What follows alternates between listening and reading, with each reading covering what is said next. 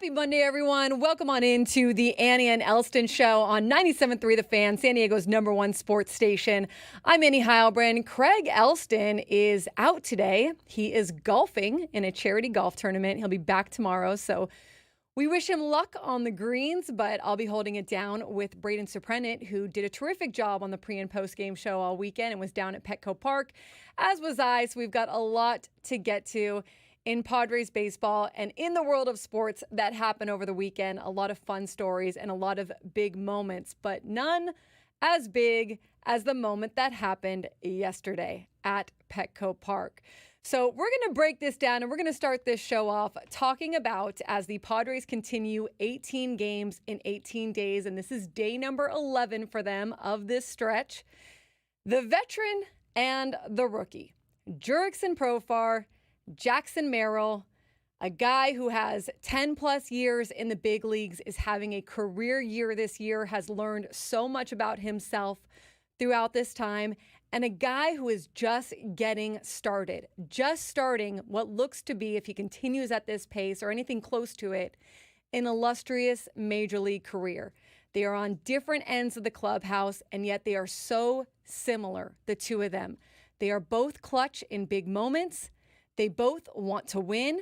They both play with an edge. And most of all, they both hate to lose. Jurickson Profar hates to lose more than he even loves to win. I mean, he loves to win, of course, but he hates losing. Jackson Merrill, same thing. He's been that way all season long. The guy gets pissed off when he loses. They've both been so electric for the Padres this season. They're a huge reason why the Padres are where they are this year. And the bats, listen, let's start. Let's go back to yesterday. The bats were quiet for much of the game. Jose Quintana, once again, doing what he does against these Padres, doing what he did in New York against this lineup, kept the Padres down for 6 1/3 shutout innings. It was sold out at Petco Park. The fans, they were quiet too. Not much to cheer about. The Mets were up 2-0 most of the game. 8th inning, Mason McCoy, great plate appearance by the rookie, draws a 7-pitch walk. Trots over to first. Okay, guy on board. A little bit of a chance for redemption here. Jurickson Profar, to that point, was 1 for 3. Single in the first inning, followed by 2 groundouts. He's up there in the 8th. 6th pitch of the at-bat. Homers on a line drive to right field. Pauses as he starts his home run trot. Looks at the dugout like, hey, let's finish this off. Let's go. New ball game, tie ball game. Motions to all of them, goes around the bases. Petco Park suddenly on its feet. Everybody has woken up. It's hot out there, but they've seen this so many times before, these fans, what a comeback win looks like for the Padres, and that was them just getting started. So that was Profar's 21st home run, a new career high for him, his 5th game-tying home run of the season. That passed who else but Jackson Merrill for 4 on the season. And that's the most on the team to that point, right? But Merrill had a vendetta of his own. He tried to steal in the 7th. He overslid as the potential game-tying run. Like, to that point, you guys were watching, I'm sure, that was the only rally the Padres really had. They got something going there in that inning. Jackson Merrill overslid. He stayed on the bag as long as he could, but then he came off, head down on the ground, his body just on the field, laid out. Lindor celebrating next to him, right? Gets up, face is bright red, runs off the field, comes back on to play center, and he says he flushes it. I flush it. He did the math in his head. He realized if a few guys get on base, he's going to have a chance to go ahead and atone for what happened there. And that was what he did. What has he done so many times in the 9th inning?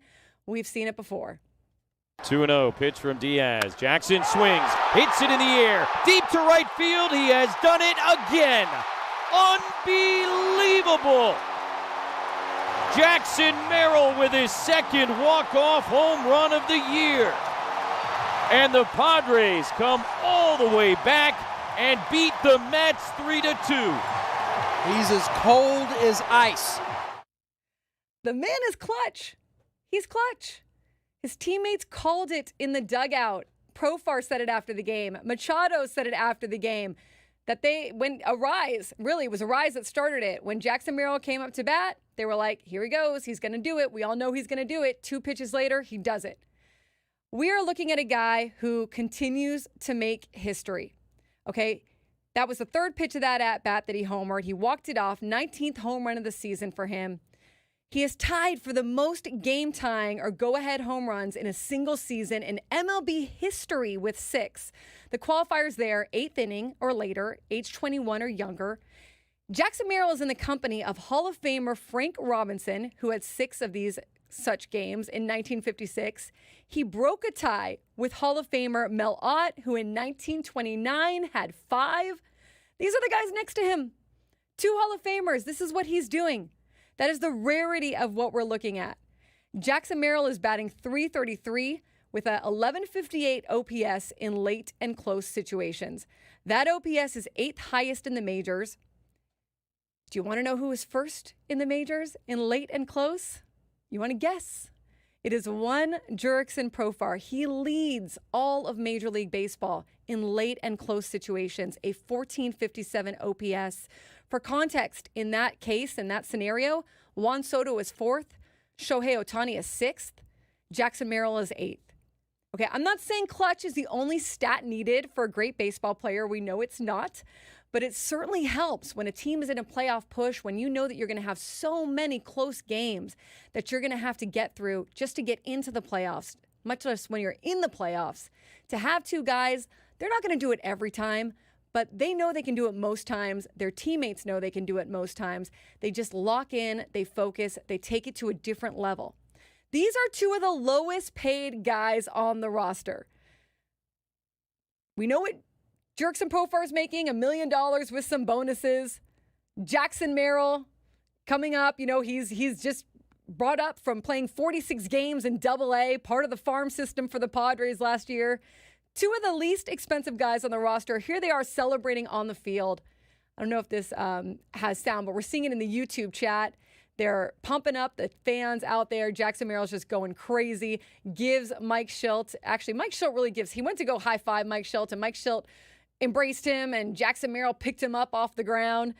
2 guys who were made for each other, Jackson Merrill and Mike Shildt, because Jackson Merrill gets to play the kind of baseball he likes to play.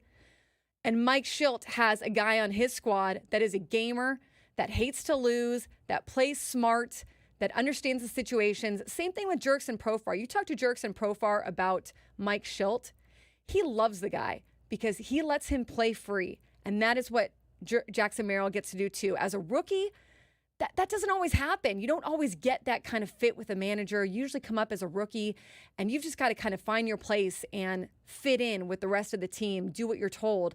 He gets to play like a veteran because he's allowed to play like a veteran, and he has met that moment time and time again. It was a great win for the Padres. They both are big guys in the clubhouse. Like I said, they're on opposite sides of the clubhouse. Jurickson Profar brings in his experience and what he's done and the struggles that he's had in Major League Baseball. But he looks over there at the rookie who absolutely cannot imagine anything else except being on a winning playoff team. He doesn't know anything else except being on a winning playoff-bound team. That is what he brings to the table. And they both kind of meet in the middle there. But they're both great clubhouse guys. You know, you see what Jurickson Profar has done for this team all year, the way he plays, the intensity with which he plays. Jackson Merrill talks about energy all the time. You know, he talked yesterday about energy again, how energy is so contagious in that dugout, and they only want to bring good energy. Jackson Merrill is all about energy. Just bring the good vibes, no slamming of your bats, no slamming of your helmets, no going crazy in the dugout when something doesn't go your way. You just bring the good vibes, they'll pick each other up, and they'll take care of the rest. Credit to Hoeing, to Estrada, Adams, Scott, Suarez. That bullpen kept that game in reach, let the offense come back. We saw Mike Shildt manage this one aggressively. He can't do that every night, but he certainly did that yesterday. He pulled Martin Perez with the bases loaded in the 4th inning. The Mets were up by 1, went to the big guns in the bullpen. Hoeing got Francisco Lindor in that 4th inning, left the bases loaded. Hoeing has inherited 14 runners this year. He's only allowed 1 of them to score. So we're going to continue to get into that story and everything that the Padres did this weekend as we go through this show. But It was a pretty dynamite moment. Braden was there, saw the whole thing. Like I said, did the pre and post game show. And it was one of those where you're looking at it and you're going, okay, do the Padres just kind of not have it in them in this game? You know, they don't always win on Sundays. Sundays haven't been their best day for whatever reason. The Mets were doing pretty well this whole series.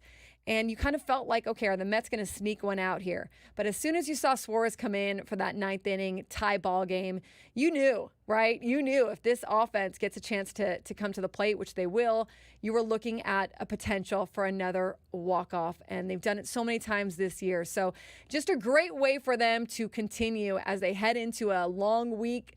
St. Louis Cardinals, Tampa Bay Rays, going to be nice and toasty there in Missouri. They've got a 4-game set that they're going to there.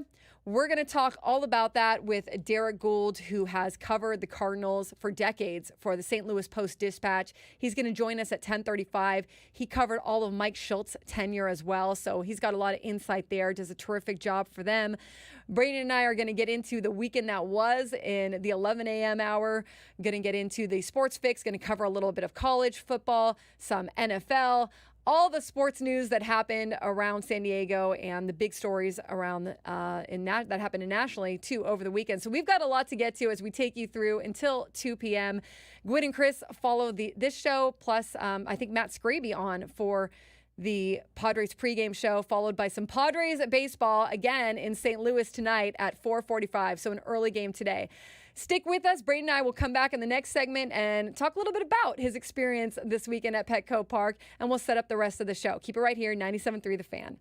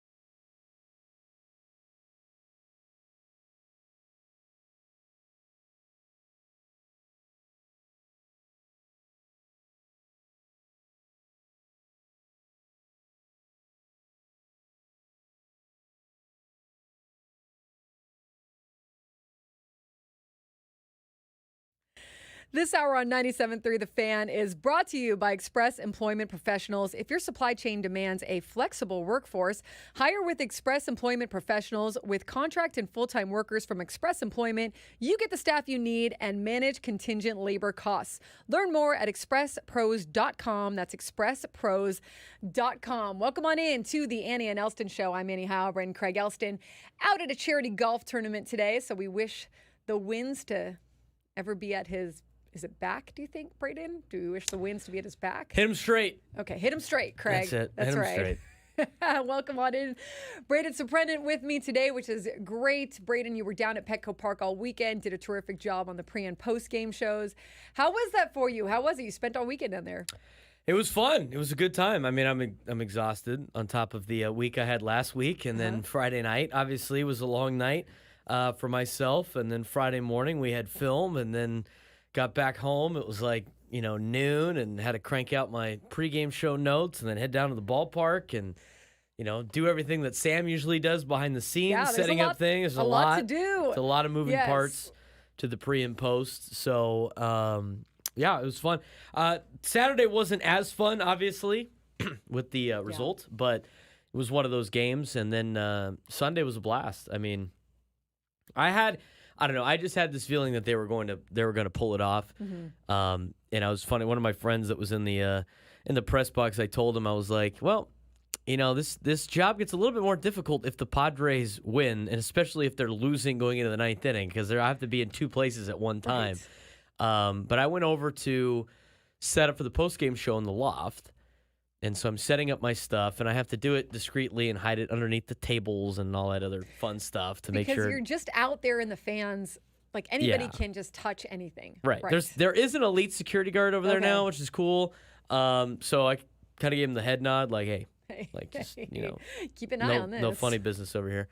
And as I'm like walking out of the loft, the ballpark erupts, and it's Jerickson Profar's 2-run homer to tie it. And I'm like, all right, well, now I really got to get to the press box and make sure all my ducks are in a row to go down to the field, because if the Padres win, we get an interview on the Padres radio network. And you have to text the PR staff, and I was like, well, Profar walk-off winner, right? Seems like the good choice. And then Padres couldn't get the extra win or extra run in the 8th inning. Suarez comes in. I go down to the field. I thought Jake had a really long, good at-bat against Edwin Diaz. I'm glad you brought that up. He did.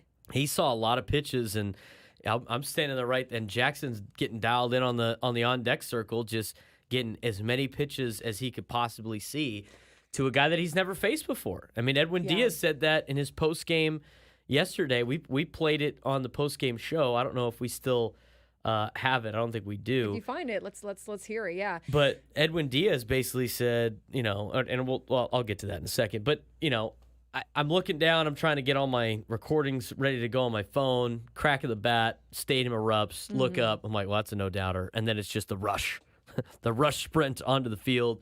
I got to fill the I filmed that. Video that we played earlier. That was kind of my point of view.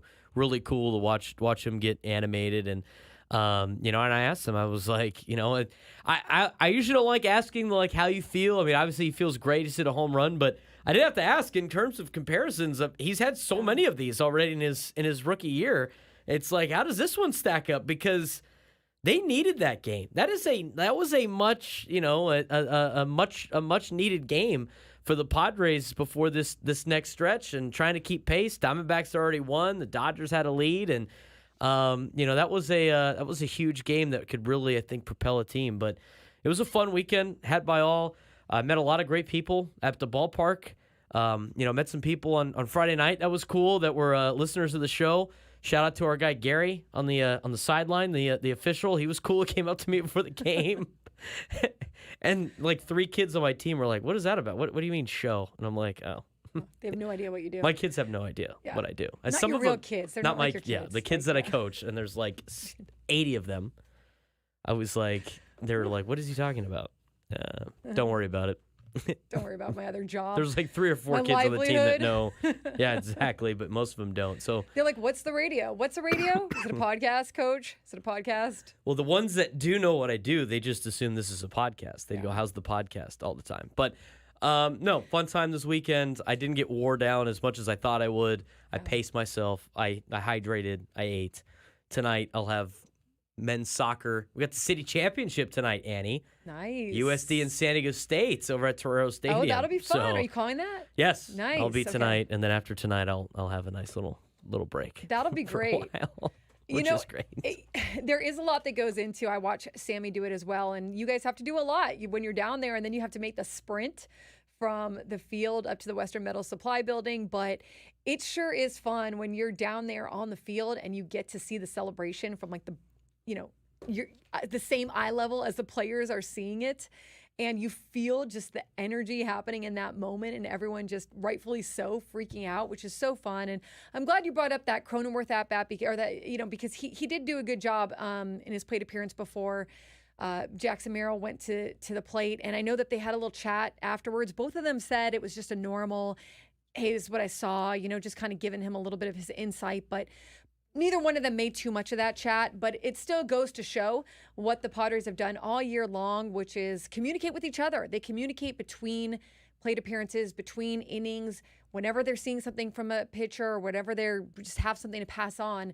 They do a lot of that, and that seems to help them this year. But got to be fun to be down there, Braden, and just kind of get the feel of it for sure. I've been fortunate enough to, and all the times I've filled in on the pre and post, which is I've done for the last 5 or 6 years now.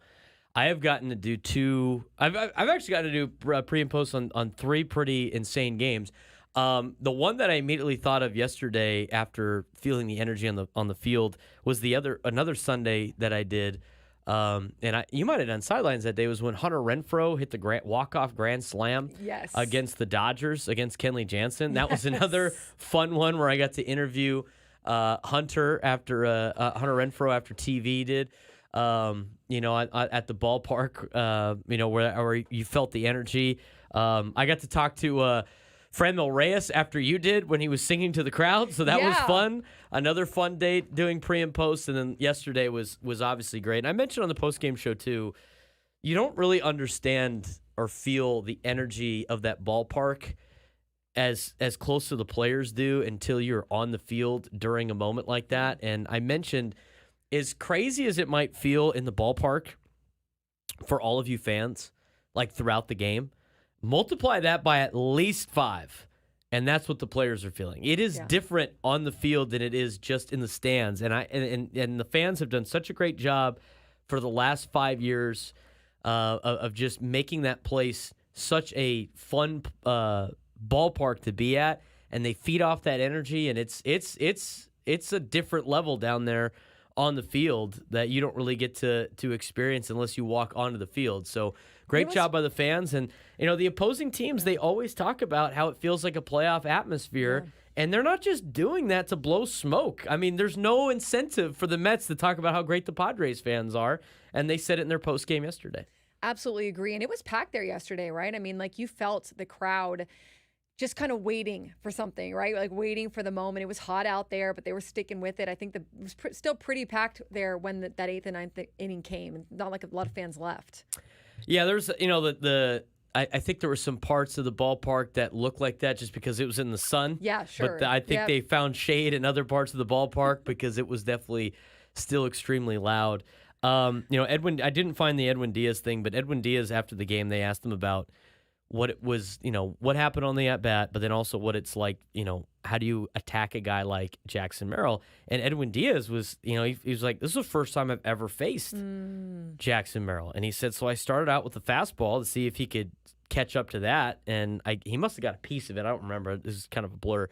But then he goes on to say, so after I test him with the fastball, I tried to go slider away to see if he would chase on the setup pitch, and I left it over the heart of the plate. Yep. Then he hit over the fence. Went slider middle instead. Yes, yeah, exactly. So, because I was sitting there, I think it was the Marlins game where the Padres came back, and Jackson hit that bomb against the Marlins in Miami. Yeah.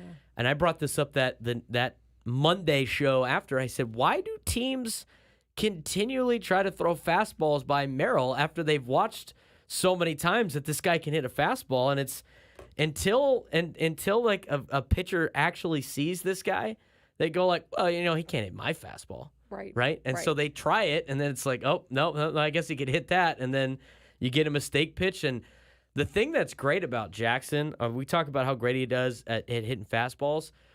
For a rookie, he is really impressive at hitting a mistake because there's a lot of veterans that still can't always hit mistakes. I mean, hitting mistakes is what separates you from being a good baseball player to a great baseball player. And he's tagged mistakes throughout his entire rookie season. He has. He's got a good eye for it. He doesn't get too big. I know that that's kind of a cliche thing in baseball, but he really doesn't. I mean, as a rookie, you tend to have the propensity to press a little bit, to want to be the hero, but he doesn't get too big because he's really never felt like a rookie. I mean, he's felt like he should be part of the team since the second he got to the Padres.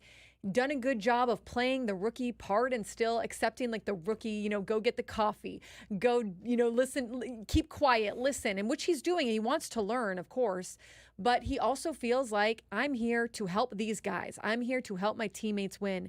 And when you look at the pitchers that Merrill has had his big moments against, the tying or go-ahead homers in the ninth inning or later, Mason Miller, Blake Trinan, David Bednar, George Soriano, Edwin Diaz. I mean, those are some of the best closers, setup guys, relievers that are in the game that he's been able to get to. Yeah, that was I saw Cassavell put that out yesterday. That was the first one that I saw, and I mentioned the postgame show. I mean, I had to repeat it 3 times because it was so bizarre. 14. First of all, he's been at the dish 14 times with the Padres tied or trailing by a run in the ninth inning, and in those 14 plate appearances, he's hitting .583, which is crazy in itself. But then he's also got a walk and 5 home runs. And those 5 home runs, as mentioned by Annie, were against Mason Miller, Blake Trinan, David Bednar, George Soriano, and Edwin Diaz. Those are not guys that are fed to the Wolves' bullpen arms that are eating innings. Those are some of the top relievers in baseball. I think it's worth repeating because it's crazy what he has been able to accomplish, and he's been a big reason why this team has been successful, as Annie mentioned in our open today to start the show. Yeah, no doubt about it. So we're going to get into more of the weekend that was at Petco Park. We'll do that in the 11 a.m. hour. Talk a little bit about Yu Darvish coming back, sitting up there in his Ben and Woods t-shirt and the presser that he held. Fernando Tatis Jr. I mean, Friday was a huge day. I was down there Friday, and that was a big newsy Petco Parky, Padres-y kind of day that they were then able to go out there. Padres-y. Joe Musgrove. Joe Musgrove type of day. Luis Arraez, home run.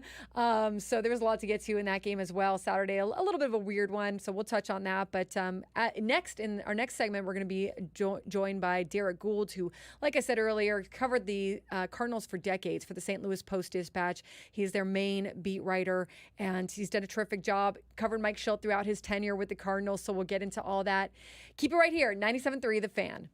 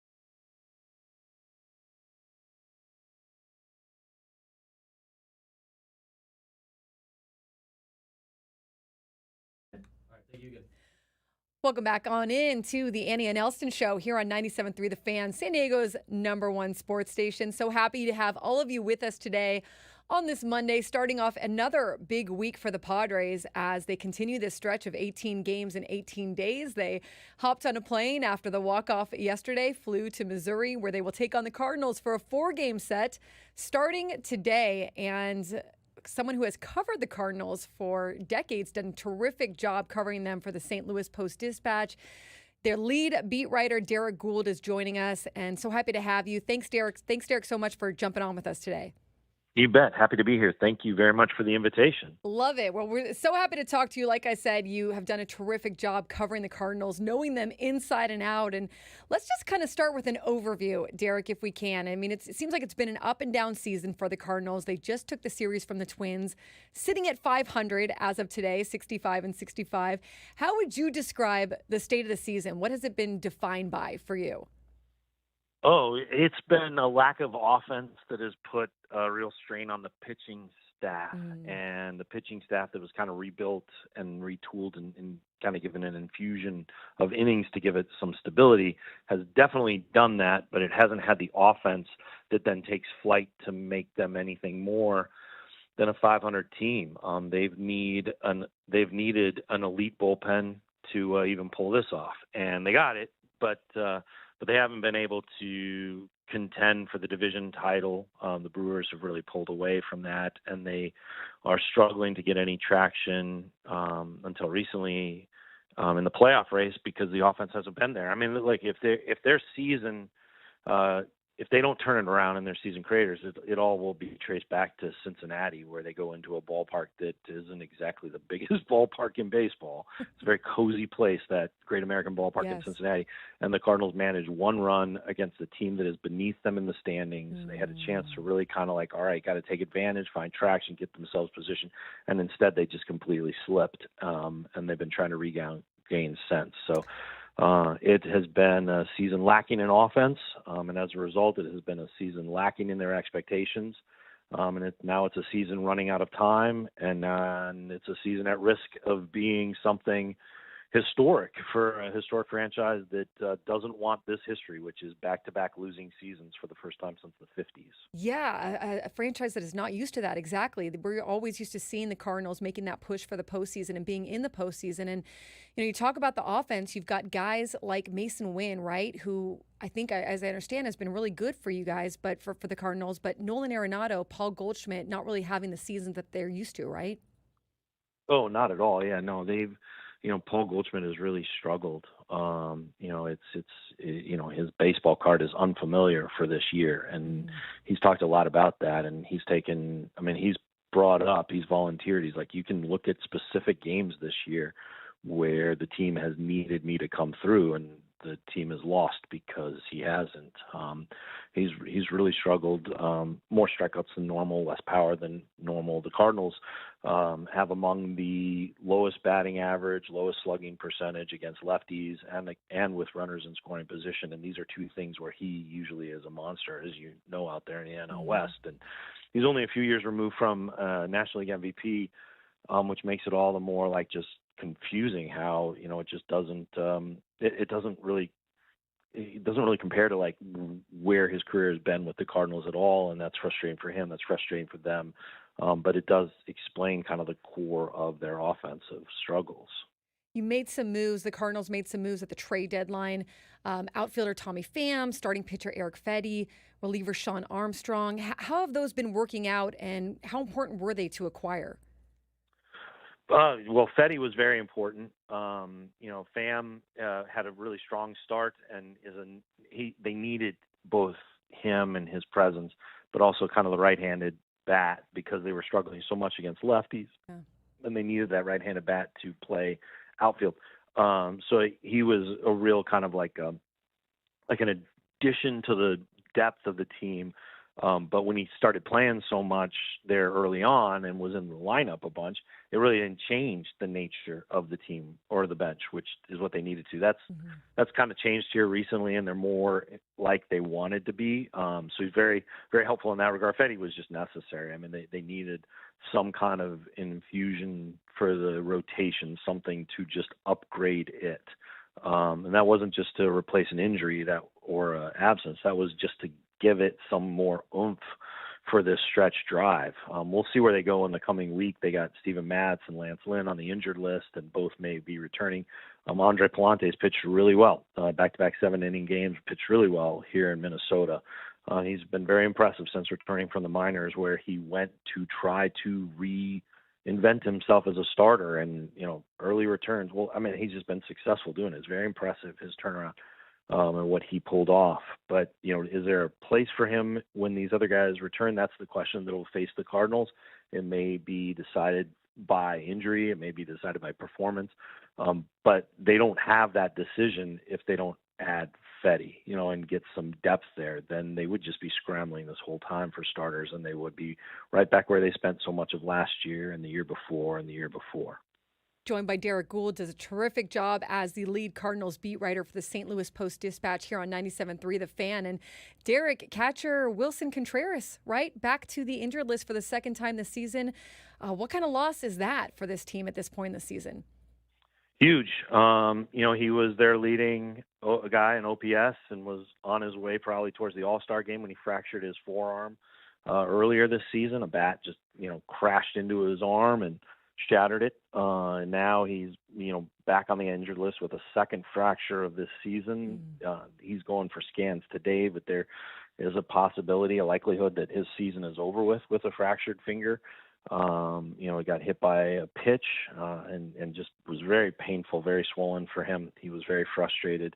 And it comes at a time when, again, he's leading the team in OPS. That again, like, they don't want him to lead the team in OPS. They would much prefer the guys, other guys be doing that, because then they'd have a more robust offense. But for an offense that has really struggled, he's been the peak. He's been the guy who has been the most consistent, the one who's really hit above league average and really to expectations. And now he's gone. And in his place, there are two rookies. One who has struggled to stop runners from stealing at whim against him, and the other who has a great defensive reputation and has really made strides as an offensive player here recently, probably known himself as an offensive player.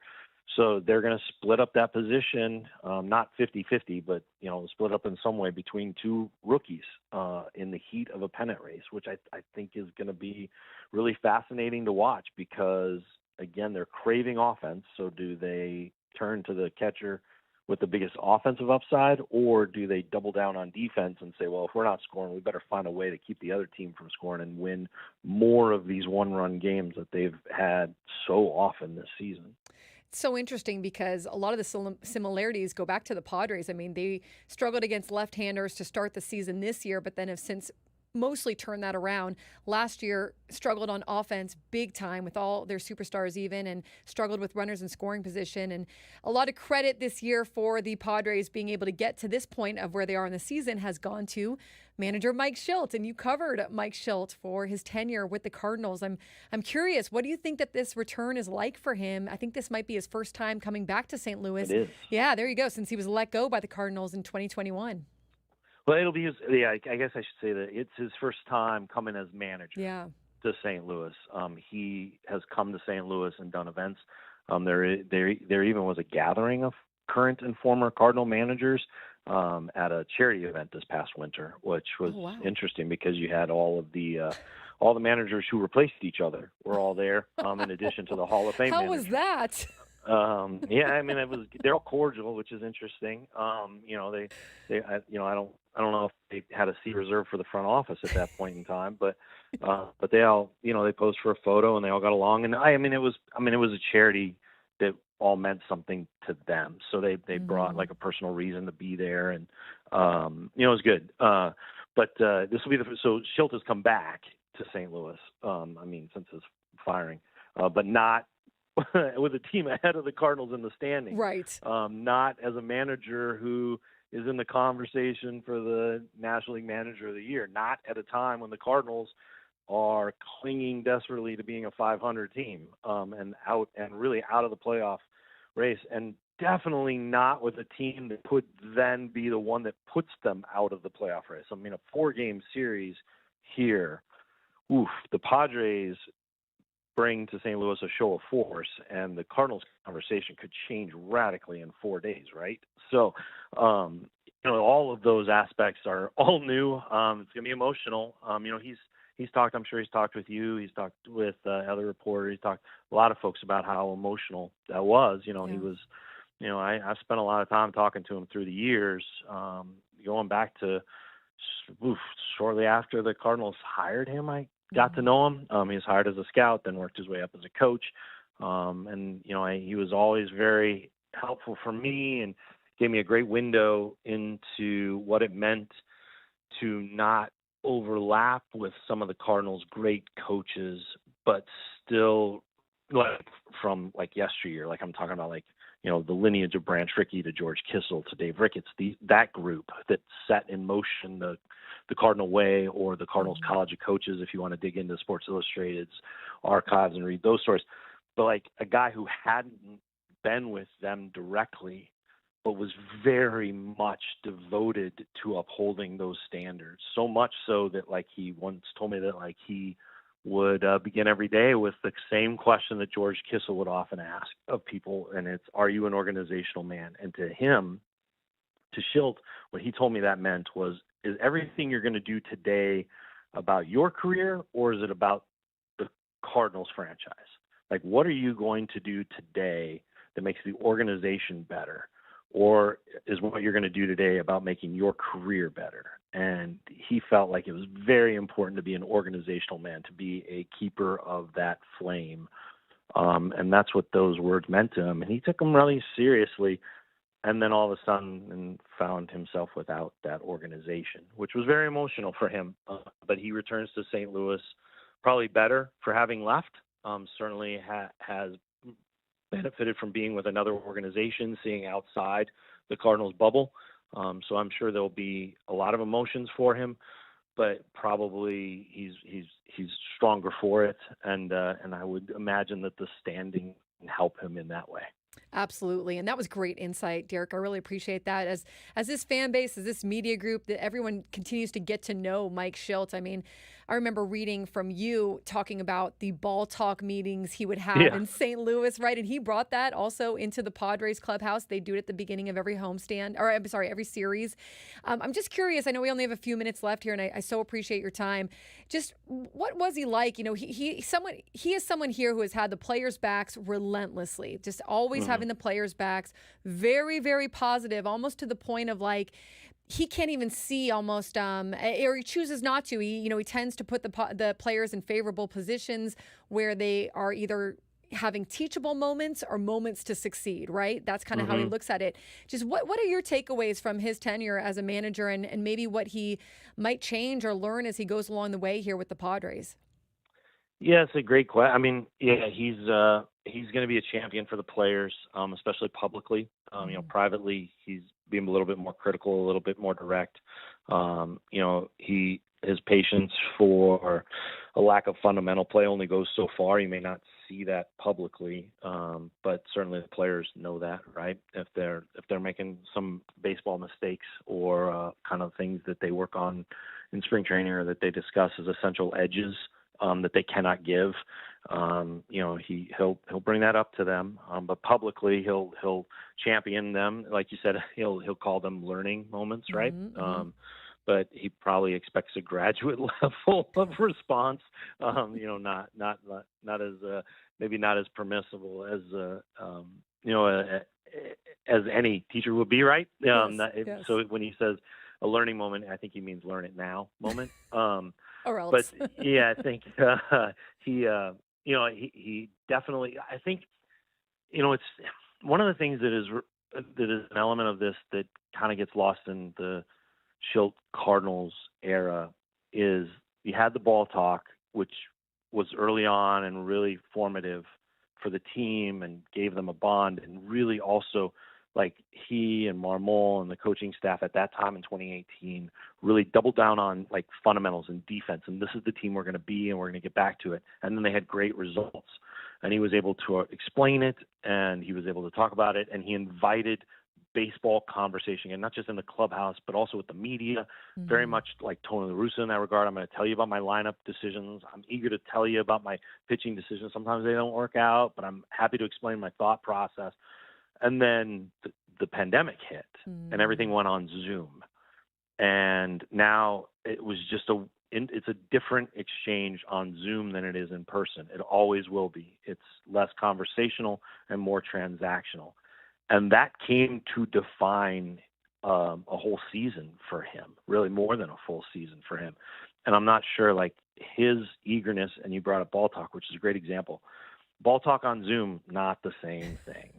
And now he's got a chance to have that ball talk again, and that in-person connection, so that it's not just him on a TV screen offering the support and saying this is a teachable moment, but it's an in-person stuff that he can do and make that connection in person and make that conversation in person and have that ball talk, with the player, or even explain it to the media in person. And that's a real strength of his that wasn't possible there toward the end with the Cardinals. Such great insight. Really, really appreciate it, Derek. Thank you so much for joining us, and good luck. As it sounds like it's super muggy there, but I think you're probably used to that in St. Louis. So the Southern California contingent will have to get used to that this week, it sounds like. Isn't everything super muggy compared to where you are? Yes. Yes. We're very spoiled. We get our feathers ruffled if it gets like a 79 or 81, right? So we're pretty spoiled Sounds over delightful. here. Right, exactly. Come out here anytime. We always love seeing you in the press box. Always great. Derek, thanks so much for joining us. Lead Cardinals beat writer for the St. Louis Post-Dispatch. Really appreciate it. Thank you very much for having me. It's a pleasure talking to you. Thanks, Derek.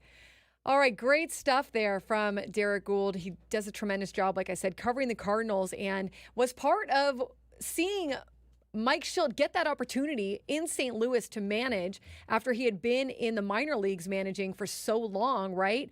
Gets the opportunity, has these 3 out of 4 postseason runs, institutes this ball talk, which I can talk more about on the other side, but it's essentially every beginning of every series, the guys sit around, the hitters, and they want more organic conversations. When it started in St. Louis, they described it almost like group therapy, where you can kind of call out people, you can kind of talk more about what you're seeing, and you kind of say stuff that maybe, people might get a little bit offended to, but it's all in this teachable moment. And you have to understand too, at that time, and especially with veterans on the team, people roll their eyes at that. Like, players roll their eyes at that. They don't want another meeting. They don't want to kind of have to talk about some of this stuff. But it made a huge difference for the Cardinals at that time to sit around and get used to doing that, get used to having these conversations. And when you see Mike Shildt now with the Padres, they still do that. And again, you got to have the players to buy into that. But also, they talk. That's part of the communication they do in the dugout. Part of the communication that they do in between plate appearances when they're up there at the plate. So it's all big based on communication. I thought that was really interesting from him. Not necessarily willing to give us so much on the why he makes changes and the decisions behind what he does these days, but still instituting all the communication, which has been huge for these players. All right, on the other side, we're going to talk more about the Padres weekend that was here on 97.3 The Fan.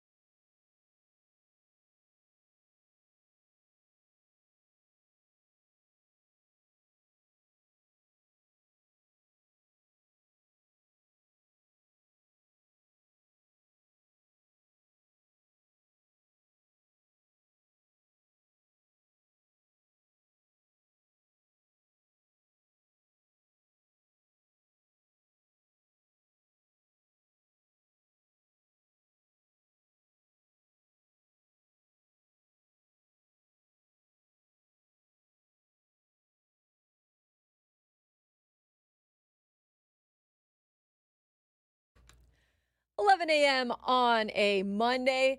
Annie and Elsten show. Annie Heilbron here. Craig Elsten golfing in a charity golf tournament. He'll be back tomorrow. Joined by Braden Soprano. We are holding down the fort as the Padres are in St. Louis getting ready for the first game of a 4-game set against the St. Louis Cardinals. And we're going to get into the deep dive hour here. The Padres Deep Dive Hour is brought to you by Frozen Ropes Baseball and Softball Training Facilities. Now introducing the Freezy Batting Cage membership for only $79 a month. For more information, visit SanDiegoFrozenRopes.com. So Braden was down at the ballpark yesterday in the morning when Yu Darvish was throwing a sim game, essentially.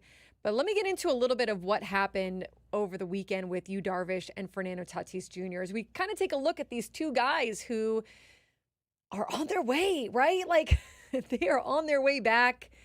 Yesterday after the game, Manny Machado was talking to reporters and said, well, we expect to get, or we think we're getting Fernando Tatis Jr. back in a few weeks. That's going to be big. Yu Darvish back in a few weeks. That's going to be big. We don't exactly know the timeline here because they're being a little bit intentionally vague with it, as they like to be over there with the Padres, and that's fine. I think worried about what could be possible setbacks for these guys. They don't want to get too ahead of themselves.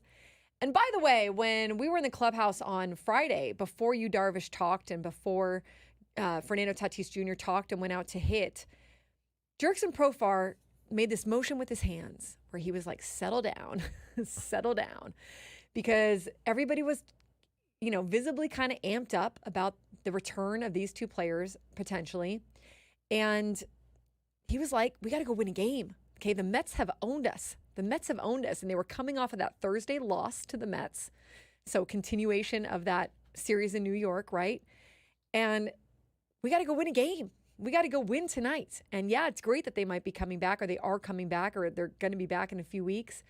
But we got to all take a beat. And so then they went out there and they handled business on that Saturday night or Friday night, which we'll get to. But before I ask you about it, just a quick look at what happened with Yu Darvish on Friday. He talked to the media. Well, first of all, when we got out there on the field and clubhouse was going, he was in full uniform, hugging players, gave a big hug to Jurickson Profar. That's on my Twitter if you want to see it. He ran out there. Two of them have been friends since the Rangers days. Hugged Martin Perez, who he hadn't seen since Perez joined the team. Those two go way back from the Rangers days. Went out to the field while everybody else was in clubhouse, started doing his warm-ups, his long toss, then went out to the bullpen and then came and talked to reporters. And we were told before he even sat down, hey, he's not going to discuss anything about the personal situation, not going to go into anything what happened with his family. So that was understood from the get-go. Nobody asked about that. Everyone respected that, which was the right thing to do. But got into a little bit of how he was a little nervous. Darvish said, look, I watched every single game. I watched every game the Padres played while I was gone. And they were doing so well, he joked, I wasn't even sure if I should come back. He was laughing about that, but he talked about how he was a little nervous walking into the clubhouse after being gone that long and what his teammates might think. They had just found out a few days before, the night before, that he was coming back. And a few days before that, he had just texted AJ Preller and said, I think I'm ready to come back. I think I can do this. Let's get this going, whatever that conversation was between them. So this happened really quickly. This wasn't something that was set up weeks in advance. This wasn't something that was, working toward and everybody knew the timeline. This was sort of a little bit out of the blue. He was ready to come back. Players found out about it the night before. It was a rumor that was kind of circulating, and then they were all able to join in on the reunion on Friday. He talked about, he did pitch, Braden, at, was it Westview? Is that what I want to say, Westview? Yeah, that's usually where he goes. Okay, yeah, it was Westview High School. So he threw a 27-pitch bullpen on Friday with the Padres, right? He threw twice over an approximate 10-day span to college hitters at Westview High. Remember how we weren't sure, like, who's he throwing to? Who's he pitching to? Bunch of high school kids. A bunch of high school kids. It was actually college kids that the manager or the head coach, I guess, at Westview helped set up for them. Helped set up this whole thing where he could come out there and pitch. So he threw those. Okay, so imagine being those college guys. I don't even know if they told him. They're just probably like, hey, we need you to come out to Westview and take some BP with a Padres hitter. Padres pitcher. They probably put it together and figured this could be Yu Darvish. And all right, let's go out there and see what it's like. Bet you Darvish bought them some food or did something cool for them. But anyways, I digress. But he talked about how he was past his injury, so his injury wasn't bothering him anymore. He said it was just a matter of ramping up, getting the right ramp up. So that's good news right there, because we weren't sure really where he was sitting with his injury. But then yesterday morning, the teammates, they're crowded around the turtle shell. He faces live hitters from Lake Elsinore Storm, who were driven down from the Lake Elsinore Storm. They had a game last night that they went to. I forget where it was, but they had a game that they went to. So they were driven down in the morning to face Darvish. What'd you see there, Braden? How did it go? It went pretty well, I would say. I mean, there was no defense out there, so you were kind of guessing whether or not any of the at bats would be hits. So no one got any hits. Nobody got any hits. There was probably AJ Cassavell reported that he didn't see any hits. There might have been maybe one ball that leaked through an infield. You never know. Based on some alignment stuff. Jack Costello hit one ball to the track to right center field. USD, but USD? that was definitely going to get run down in the outfield. But he looked pretty good. It was, he ended up going 3 innings. I think he faced did he go 3? No, I think he ended up 3 up and downs. I think that's I think it's what he did. I think he faced like 9 to 15 batters, because I think they had a couple of guys bat more. Just to give him some looks. Yes, yeah. Through 54 pitches, yeah. Yeah, and the up and downs. I mean, he definitely had enough breaks in between to kind of simulate an offense, but he looked good. It was in full uniform in Darvish fashion. The guy's never not in full uniform when he's doing any type of simulation. So he looked like he was dialed in and ready to go, and I'm sure that they have a couple more things that they want him to address before they start throwing him out into some games, or whether or not they want to do a rehab assignment or not. But it was good to see Darvish back out there and throwing. It didn't look like he was laboring at all, and it looked like he felt pretty good. It looked like he felt good. So, and it was cool. It was cool for me to see Jack Costello out there. I would look down for the press box, and I'm like, who are these guys? These Storm guys. I'm like, wait a minute. I know that guy. That's USD. Yeah, that guy. I called his games. That guy was just facing some hitters from Santa Barbara a couple months ago, and now he's facing Darvish at Petco Park to help him out. That is really cool. That is really cool, right? The Santa Barbara stadium with no bathrooms. Was that the right one? Yes. Okay. With no bathrooms. That's all I really remember from that story. But they should never host a regional ever again. Yes. No, really cool. And I'm sure the night before they got a text from their manager or whatever, like, hey, we're going to drive you guys down, get you some breakfast, go face Darvish. And then they had a game in Rancho Cucamonga at 5 p.m. yesterday. So, and I saw, like you said, simulated base runners, worked on some pickoff plays. He said afterward, Darvish said he felt he threw pretty well. Maybe the last hitter, it was a walk, but other than that, no walks. He said the first 2 innings, his body felt a little stiff, but he also thought that was maybe because it was early in the morning, not usually when he would normally pitch, right? But then he was able to do some twists and felt good mechanically. He looked sharp. I thought, I saw a little bit of video from it. All signs were positive. He looked like he had good command, looked sharp. Again, you're seeing AAA hitters,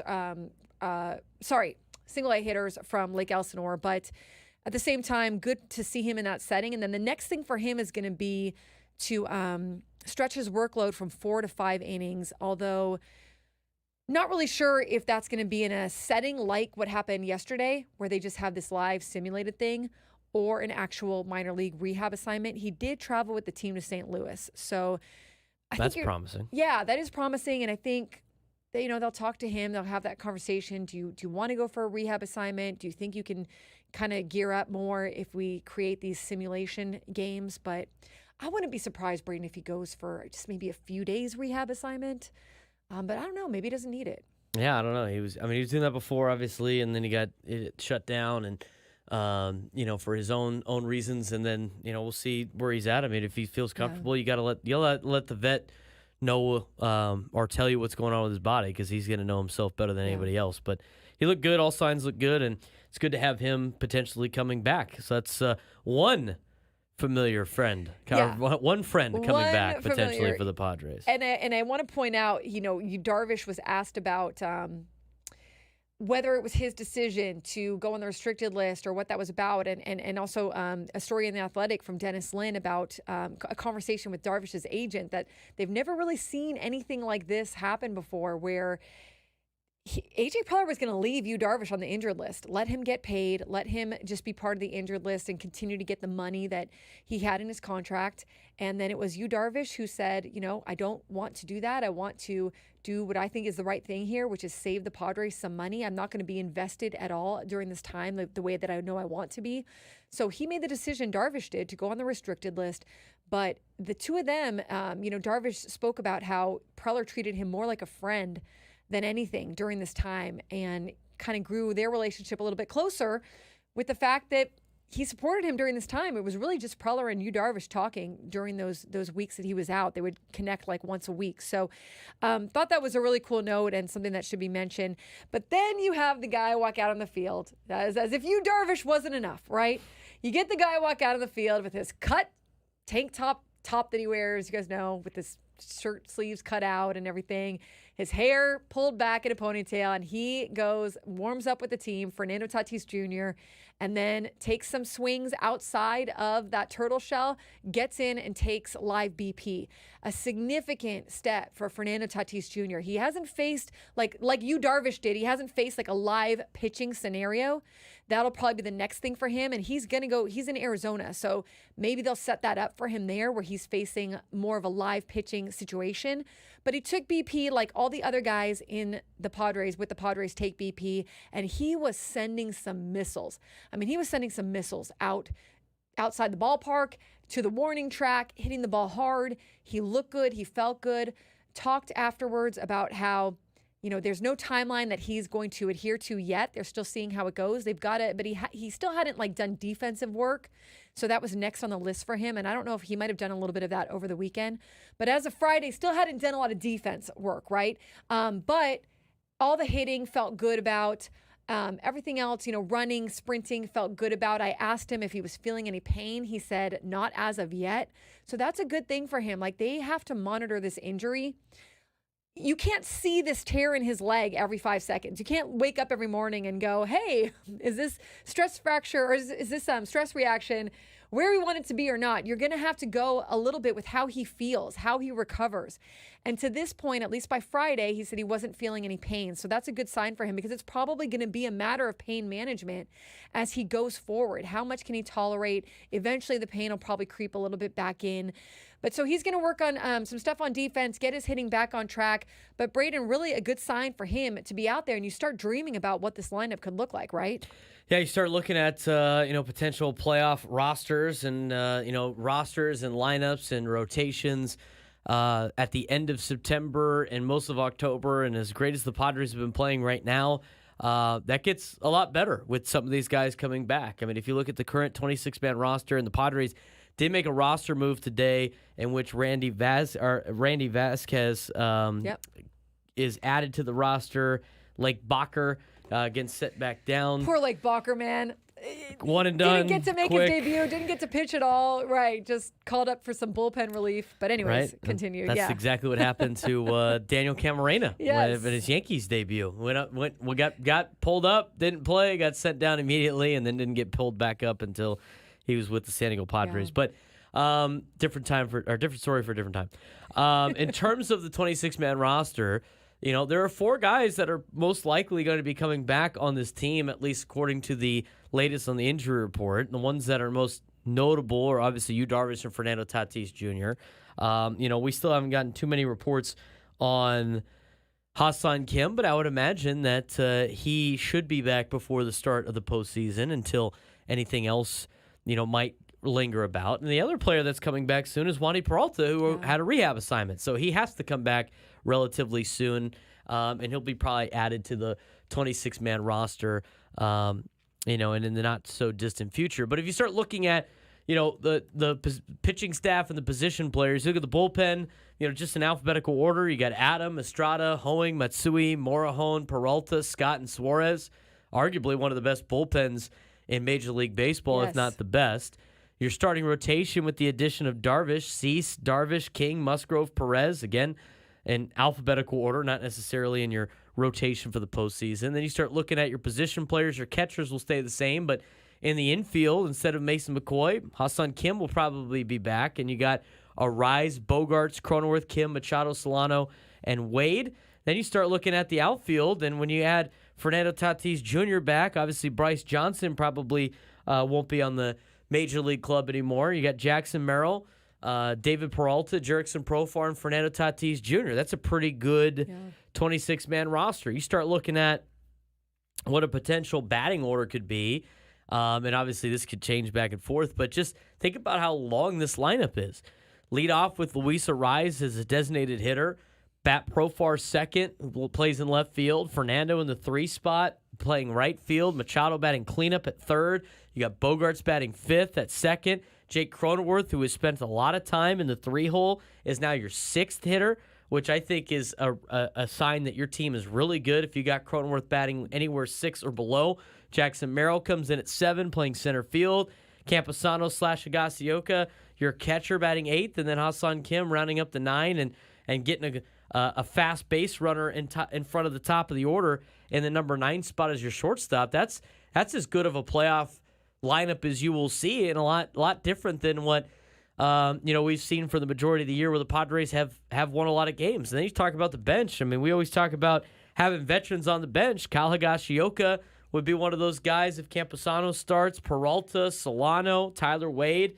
That's a really good position player, batting order, and bench for September and October, Annie. Yeah, absolutely agree. And just what a boost of energy that gives this team, but then what a boost of talent. You're also getting guys back that are fresh. I mean, obviously they're dealing with a little bit of injury with Fernando, but for Yu Darvish, he's got fresh legs, and somewhat so does Fernando Tatis Jr. And you've got 2 guys who rise to big moments and rise to occasions that are such like the postseason or a push to the postseason. So you can be sure that they are dreaming about it right now. They probably don't want to get too ahead of themselves. Like I said, setbacks can sometimes happen when you start ramping up.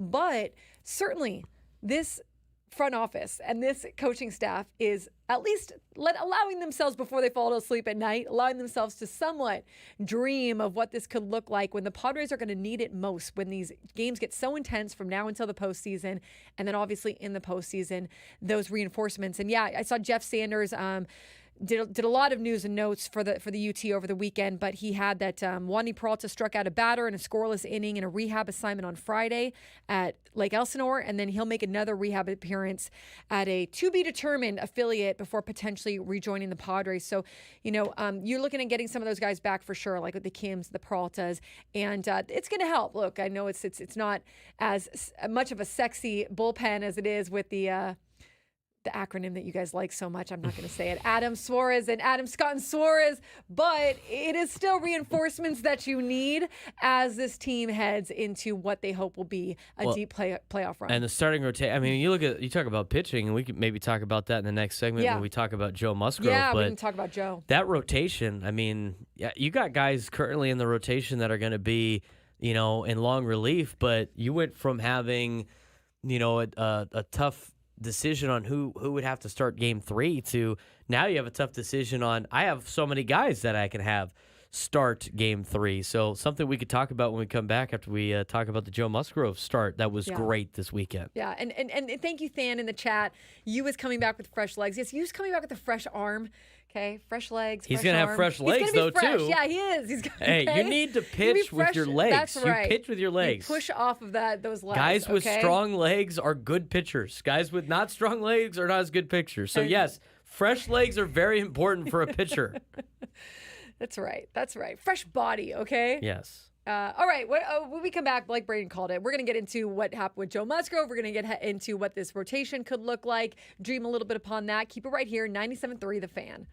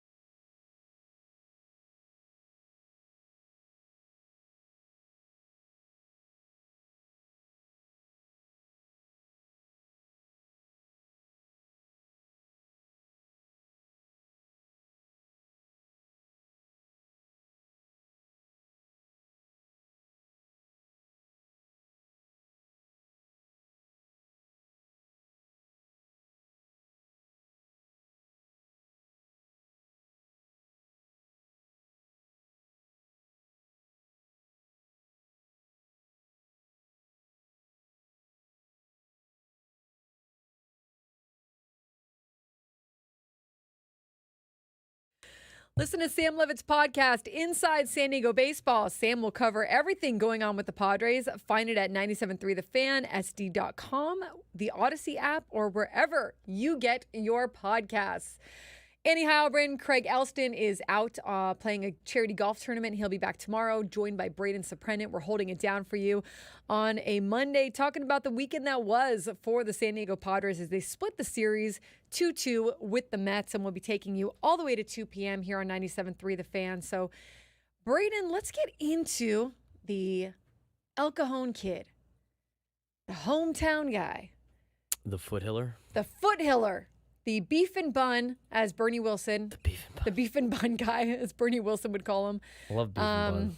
It's a great place. I feel like Joe Musgrove's been a beef and bun. Do you? I would imagine Joe Musgrove's been something. to the iconic East County staples of beef and bun and Yogurt Mill and Bottle Shop Yes. Pizza and whatever that Mexican food place that Bernie talks about. I would Ponchos imagine. or something? Is that what it's Also, called? I think so. I don't know. But I would imagine, too. Yogurt Mill, definitely a staple in every East County kid's life. You can get a yogurt that's like bigger than my torso. Yes. It's not an Italian place, even though it looks like the Leaning Tower of Pisa. My Even mom though went it to go used to get be. a frozen yogurt the other day, and A Yogurt Mill? no, not a Yogurt Mill. She went to like a chain place, and she said that her $7 it used to be she got the same yogurt, used to be $7.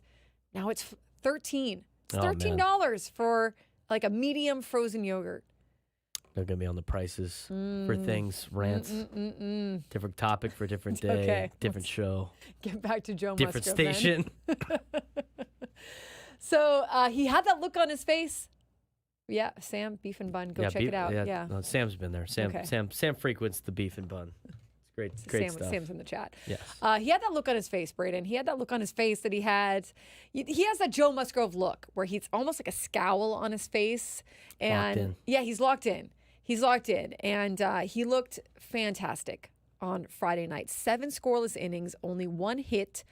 Mets hitters, after a game in which they completely, rocked it on Thursday, scored a ton of runs. We were hitting like crazy. They look like, what do we do with this guy? They look confused. They look like they just couldn't figure him out. Only 75 pitches for Joe Musgrove to get through 7 innings. He was super efficient. Debuted a new gyro slider. I kind of talked about that last week. I talked about it on Friday with a little, but success is something he's learned from Dylan Cease, and it helps him not put so much stress on the elbow, but kind of continue to use that kind of pitch. And like you just talked about, it makes you look at what this rotation could be, especially with a guy, also Joe Musgrove with fresh legs, by the way, a guy who lives. He is a competitor. You know this, Braden. He is a competitor, lives for the postseason, and those big moments, and he's someone that rises to that. And I know you, working with athletes, being the athletic softball, is it softball that you play? I do play softball. Softball player that you are, appreciated the athletic play he made to Jake Cronenworth to end the 6th inning, that one-hand shovel pass. It was good stuff.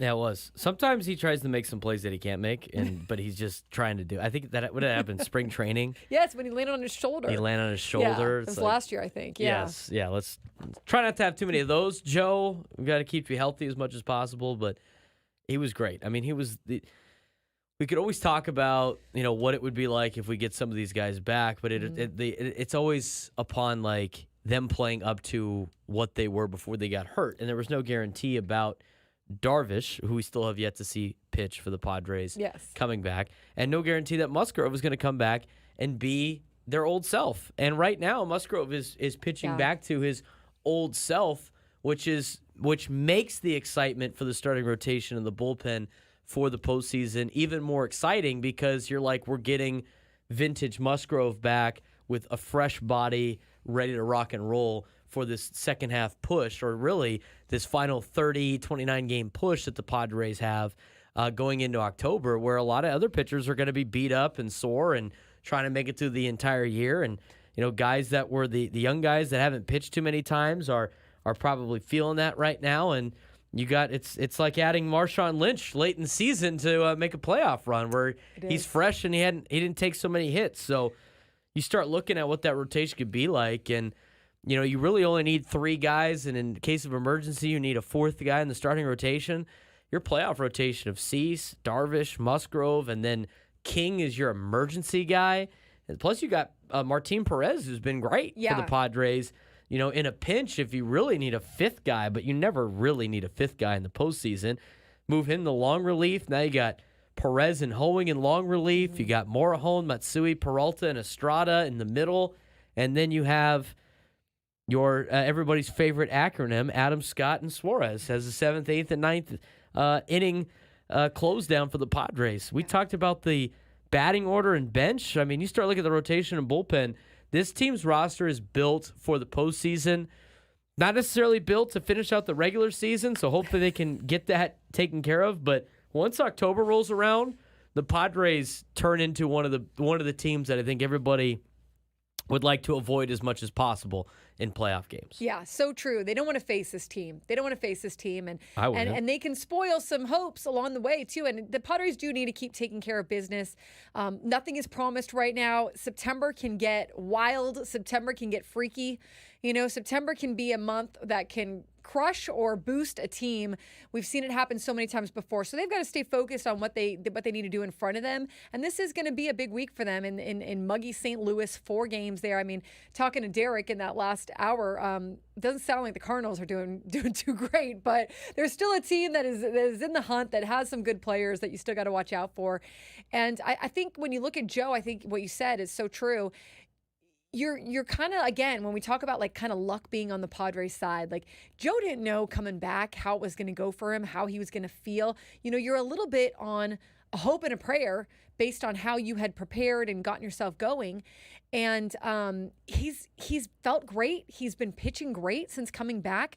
You don't really always see that. You see guys come back and it takes them a few starts to kind of get going. Like sometimes they struggle their first few times out, then they get the feel under them again. But Joe's been fine.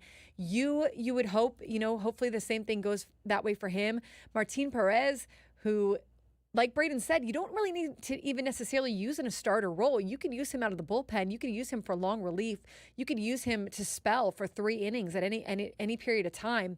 And he's doing exactly what the Padres need for him to do right now.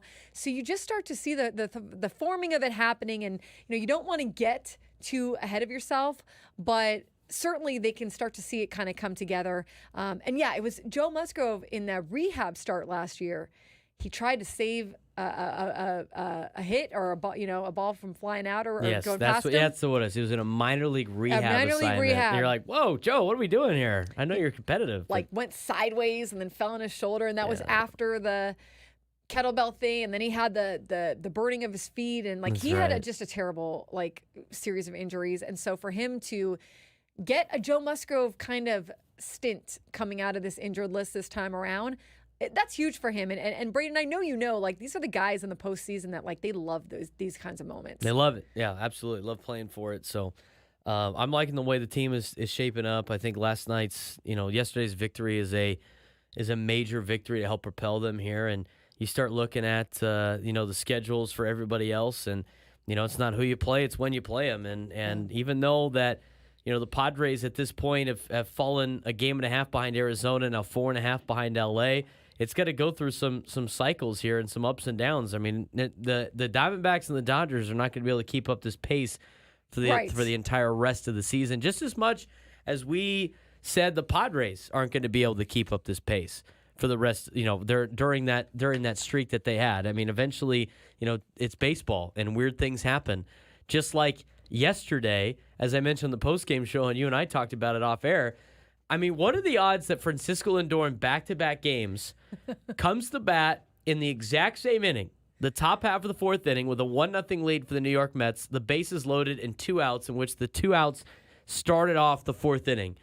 He hits a grand slam on Saturday, his 7th career grand slam, and on Sunday they bring in Hoeing and he strikes out Lindor. I mean, what a difference it makes in the 2 games, right? I mean, you think if Manny makes that play on Saturday, who knows that the Padres can win, and you're playing the hypotheticals in your head, and then you get a different result on Sunday from the exact same situation, and you know what the Padres do? Only down 2 runs instead of being down 5. Mm-hmm. They come back and they win the baseball game. So It's gonna be a fun race right now in the National League wild card. It's gonna be a fun hunt for October. It is, and yeah, that Saturday game was weird. That was a weird game on Saturday. Brushed Did not past it go a their little bit. way. Right? Michael King, not his best start, right? But kind of tried to battle through that. Manny had that weird error, and just didn't work out when Francisco Lindor, of course, was able to hit that grand slam on Saturday. And you thought, did you think when he came to the plate yesterday, like, oh no, what are the chances here? And that would have put the Mets up by a pretty tough lead to come back from. So it was a big deal. Brian Hoeing this year inherited 14 runners and has only allowed one of them to score. He has been top notch. He's been a nice guy at Costco. He's been the nice Costco guy. That's he right. was the throw-in. He was the thing that you throw in your cart. That's what he was described as. You throw him in the cart. I'm changing his Costco legend status every time I talk about it. But you throw it in the cart, Braden, on your way out, and you're like, I'll just take this too. That's his new Costco. But no, he's been terrific, and he's been used in more high leverage situations with the Padres, and he likes it. He's like, yes, great. He wasn't used that way with the Marlins. He was only used in big blowouts one way or the other. So Braden mentioned what the other teams are doing and how everything is shaping up for another wild week in this National League race. We're going to get into all that after the break. Keep it right here. Annie and Elsten, 97.3 The Fan.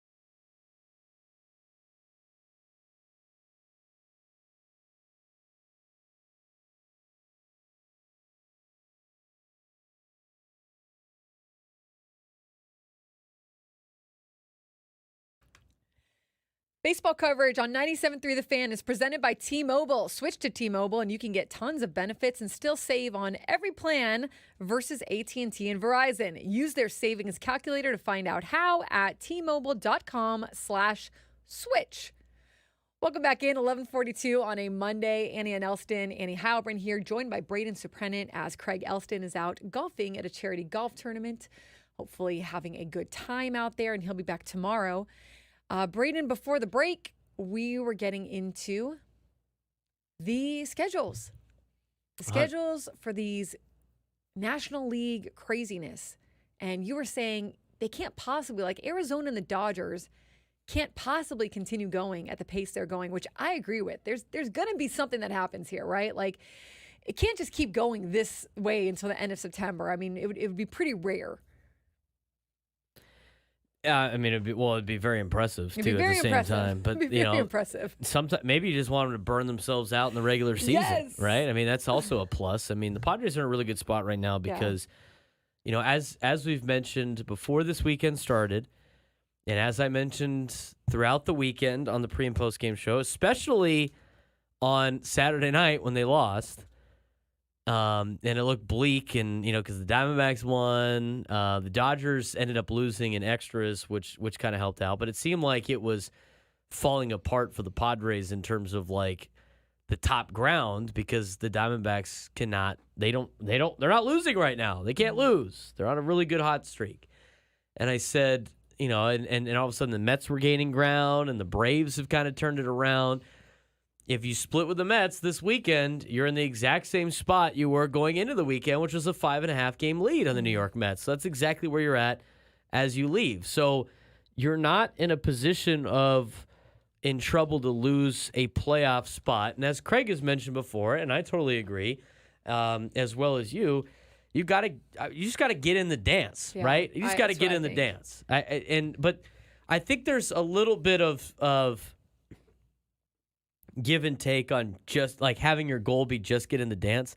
Now, for a point of conversation just to ease Padres fans, yes, they need to get into the dance. But at the same time, you don't want them to just feel comfortable either. Like, they can't just coast and be like, well, we're 5.5 games in front of the Mets. Because when you feel comfortable at any point in time of where you're at, all of a sudden you start to lose ground. And then when it's getting to the nitty-gritty time, you start getting tight because you realize that, maybe the Mets have caught on, or the San Francisco Giants are right there. And then that's when mistakes start to happen. So, yes, they're in a comfortable spot, but I like that incentive of being within a couple of games of the division to give them that incentive to keep winning, to be able to go get that top wild card spot or even a division spot. And I think it's going to play out a little bit better in the Padres' favor here in the next couple of weeks because of the way, I know these teams are winning, but they got some tough schedules. The Dodgers, maybe not so much, but Arizona, out of their next 32 games, 25 of those games were against teams above 500. And I know they've been doing well, but they just swept the Red Sox. Yeah, that's which is impressive. The Padres should have done that in reality. But they got the Mets, the Dodgers. They could really kill the Mets this yes, weekend. They could. If they sweep the Mets, or they, the Mets, it's crazy because it's still pretty bunched up. Like you say, like there's still a carrot dangling in front of the Padres because they're well within the division leader, being the division leader. And then behind them, they're 5.5 games above the Mets, which is significant, but it's not like 15 games or 10 games, it's not insurmountable. But they're all kind of playing each other, so someone's going to have to fall and someone's going to have to rise. Like the Mets, the Diamondbacks have a chance here to really push down the Mets, or the Mets, if the Diamondbacks have a bad series and the Mets have a good one, and the Padres have a good one, the Padres can jump over the Diamondbacks easily. The thing I can say about the Mets is their backs are against the wall, so they're going to have a little bit more. They don't have that. They're not comfortable. Right, where like exactly. Diamondbacks, the Diamondbacks are in a very comfortable spot, being 7 games in front of the Mets, right? Yeah, exactly. And the Mets are now 2.5 back. They gave up they should have had they should have had a win in the bag yesterday, right? Bullpen gives it up with the 2-run bomb to Profar, and then Diaz gives it up in the 9th. I mean, that's as much as that was like such an exhilarating win for the Padres. That is a heartbreaking loss for the Mets, who as part of this stretch. I think they took 2 out of 3 from Baltimore this week, which is tough. And then they had to deal with the Padres, for 4. And you split with the Padres on the road, which is tough for East Coast teams coming out west. And now you got Arizona. I mean, they're weathering the storm as much as they can during this tough group for the New York Mets before they got to take on the White Sox. But, yesterday is a gut punch to that Mets team that thought they could potentially be 1.5 games back behind Atlanta after Atlanta lost yesterday. Absolutely. And that's another thing. Atlanta lost yesterday. That was 1,000%. And like you said, heartbreaking because you have the lead. You don't have a huge lead, but you have the lead for most of the game. You are in the driver's seat. They were trying to get out of San Diego, taking 3 out of 4. That would have been a huge win. Would have hurt the Padres a little, but wouldn't have been that horrible. I mean, it would have hurt them a little, but not terrible. But it hurt the Mets more to only split the series with the Padres and not pull out their oh my God sign. They had no my God yesterday. And when Diaz allowed that Jackson Merrill hit. So. I agree with you like that. And now if they go to Arizona and they face an Arizona team that continues to stay hot, this is gonna be tough for the Mets. But anyways, you start looking at it, and I think it's it's interesting to see how these teams are playing out. And I try to color code it on our sheet in terms of like the best teams in the league, above 500, below 500. I'd have to update that with Philly just because Philly got passed. But in reality, Philly's been the best team in the National League. For the majority of the year. It's now the Dodgers. Where are the Dodgers going this week? Dodgers got Baltimore. They're okay. And then they got Arizona. So there's 7 games right there for LA. Yeah. In which the Padres 7 against St. Louis and Tampa. I mean, they can make some ground up again. And then the Dodgers and the Diamondbacks facing each other. Someone's going to have to win those games. You're going to be picking up, as long as you take care of business against Tampa Bay. If you take 2 out of 3 from Tampa Bay and those two teams split, I mean, you're gonna pick up a game on both of them, right? I mean, someone's gonna lose. So it'd be nice for one of them to take 3 out of 4 from the other. Most notably, I guess it doesn't really matter. Yeah, who do you want to win that? The Dodgers or the Diamondbacks? What is it? It depends how much you want the division. I mean, but to me, I would say so I mean, look at the schedule though, right? Yeah. I mean, if you look at the Dodgers schedule, they got 3 against Baltimore. So they got 31 games left. The rest of August, they got Baltimore and Arizona for 7 games, which is tough. Yeah. Then they got the Halos for 2, right? I mean, that's going to be a walk in the park. Baseball's weird case. You never know. Then they got Cleveland. Cleveland are one of the best teams in the American League, right? They're the second best team in the American League right now. And then they got the Cubs. I mean, they're hanging around, but that's not like a world beater team. They're still under 500. Yeah. Then they got 4 at Atlanta. Atlanta might be in desperation mode by that time, but you don't really know. And then it's Miami and Colorado, Padres, Colorado. So to me, the team that's going to have more opportunities to separate themselves in terms of the Dodgers and who they got to play, when they got to play them, and the Diamondbacks.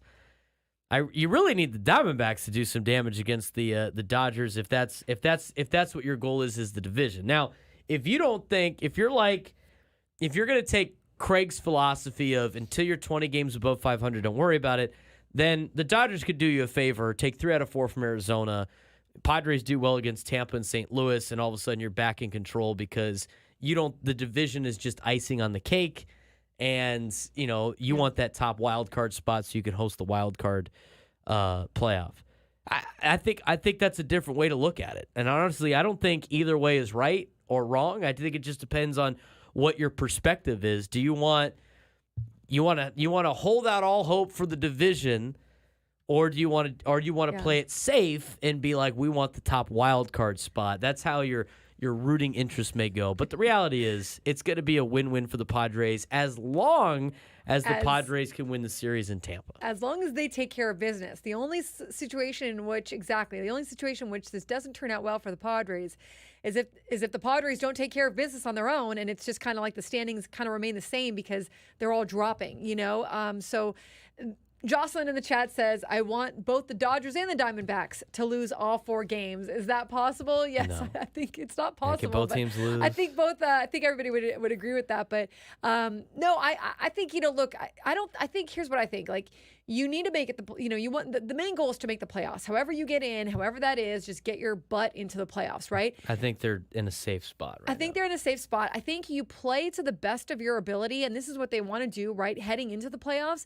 but you don't sell yourself out to try to get wins for the division if that means, like, hurting yourself. Like, if you're just playing your best brand of baseball and you are encroaching on the Dodgers and you pass them up, great. But I don't think you desperately put yourself in position to hurt yourselves in some way. I don't think Mike trying to Schill sell out for the division is looking at the out-of-town scoreboard this week in St. Louis, seeing what the Dodgers score is in Baltimore and being like, oh, they're winning right now. We might be down 4 runs, but we gotta preserve this. We gotta try to go after it. Let's throw Tanner Scott right with no days rest. Back days of whatever, and the team's not going to do that. Exactly, they're not going to do that. And I also think you got Mike Schilt going back like.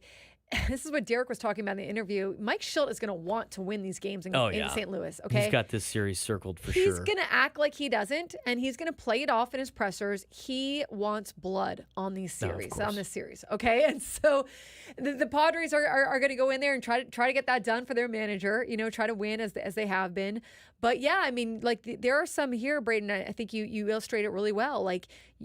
They have the harder schedules in terms of the Dodgers and the Diamondbacks, right? Look at the Diamondbacks. Yeah. 3 against the Mets, who we just saw. 4 against L.A. Take what you want about San Francisco. They're a 500 team that's still battling for a playoff spot. They got to go to San Francisco to start September. 3 in Houston. They got 2 against their natural rival, I guess, the Texas Rangers. And then they got 3 against Milwaukee, who is now competing for the number 1 seed in the National League. They climbed up in that category and are within a game and a half of the Dodgers for that. Then they got 3 at Colorado, and then they finished the season 4 at Milwaukee, 3 against San Francisco, and 3 against the Padres. And they only have 5 games.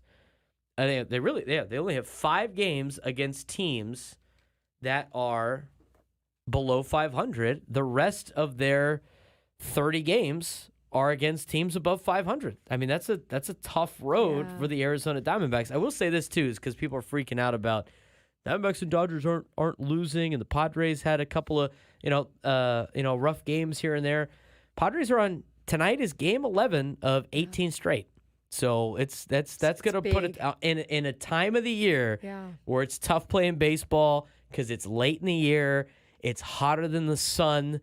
Everywhere you go play, it's the dog days of summer. The worst time to have 18 straight games and 26 to 27 are in the dog days of summer, and the Padres are in the middle of that right now. And they're in the middle of it, and if they can get out of this with a winning record, they get into a September where they have 5 days, I think it's 5 days off. They've got multiple days off. They're supposed to be getting guys back. Great situation for them. We got the Sports Fix up next at 12 o'clock. Keep it right here.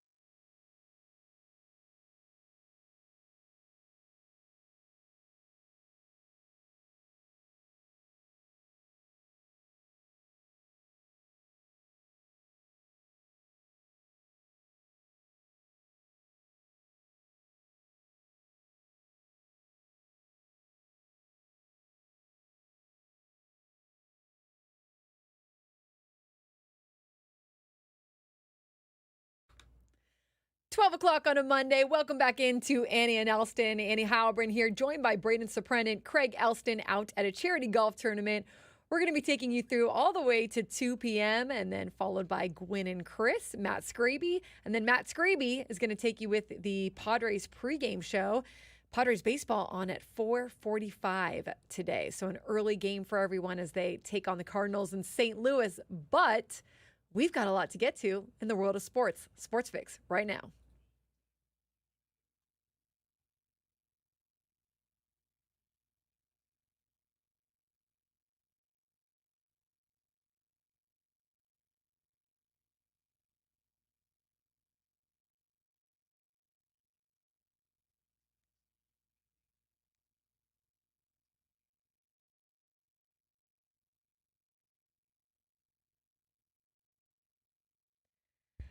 All right, it is noon. Let's get it going on the Sports Fix. We're going to hit you with a few interesting stories that are happening today or happened over the weekend. So starting off with Danny Jansen. Danny Jansen will make history. The Red Sox catcher will be finishing a game that he started as a player on the opposing team today.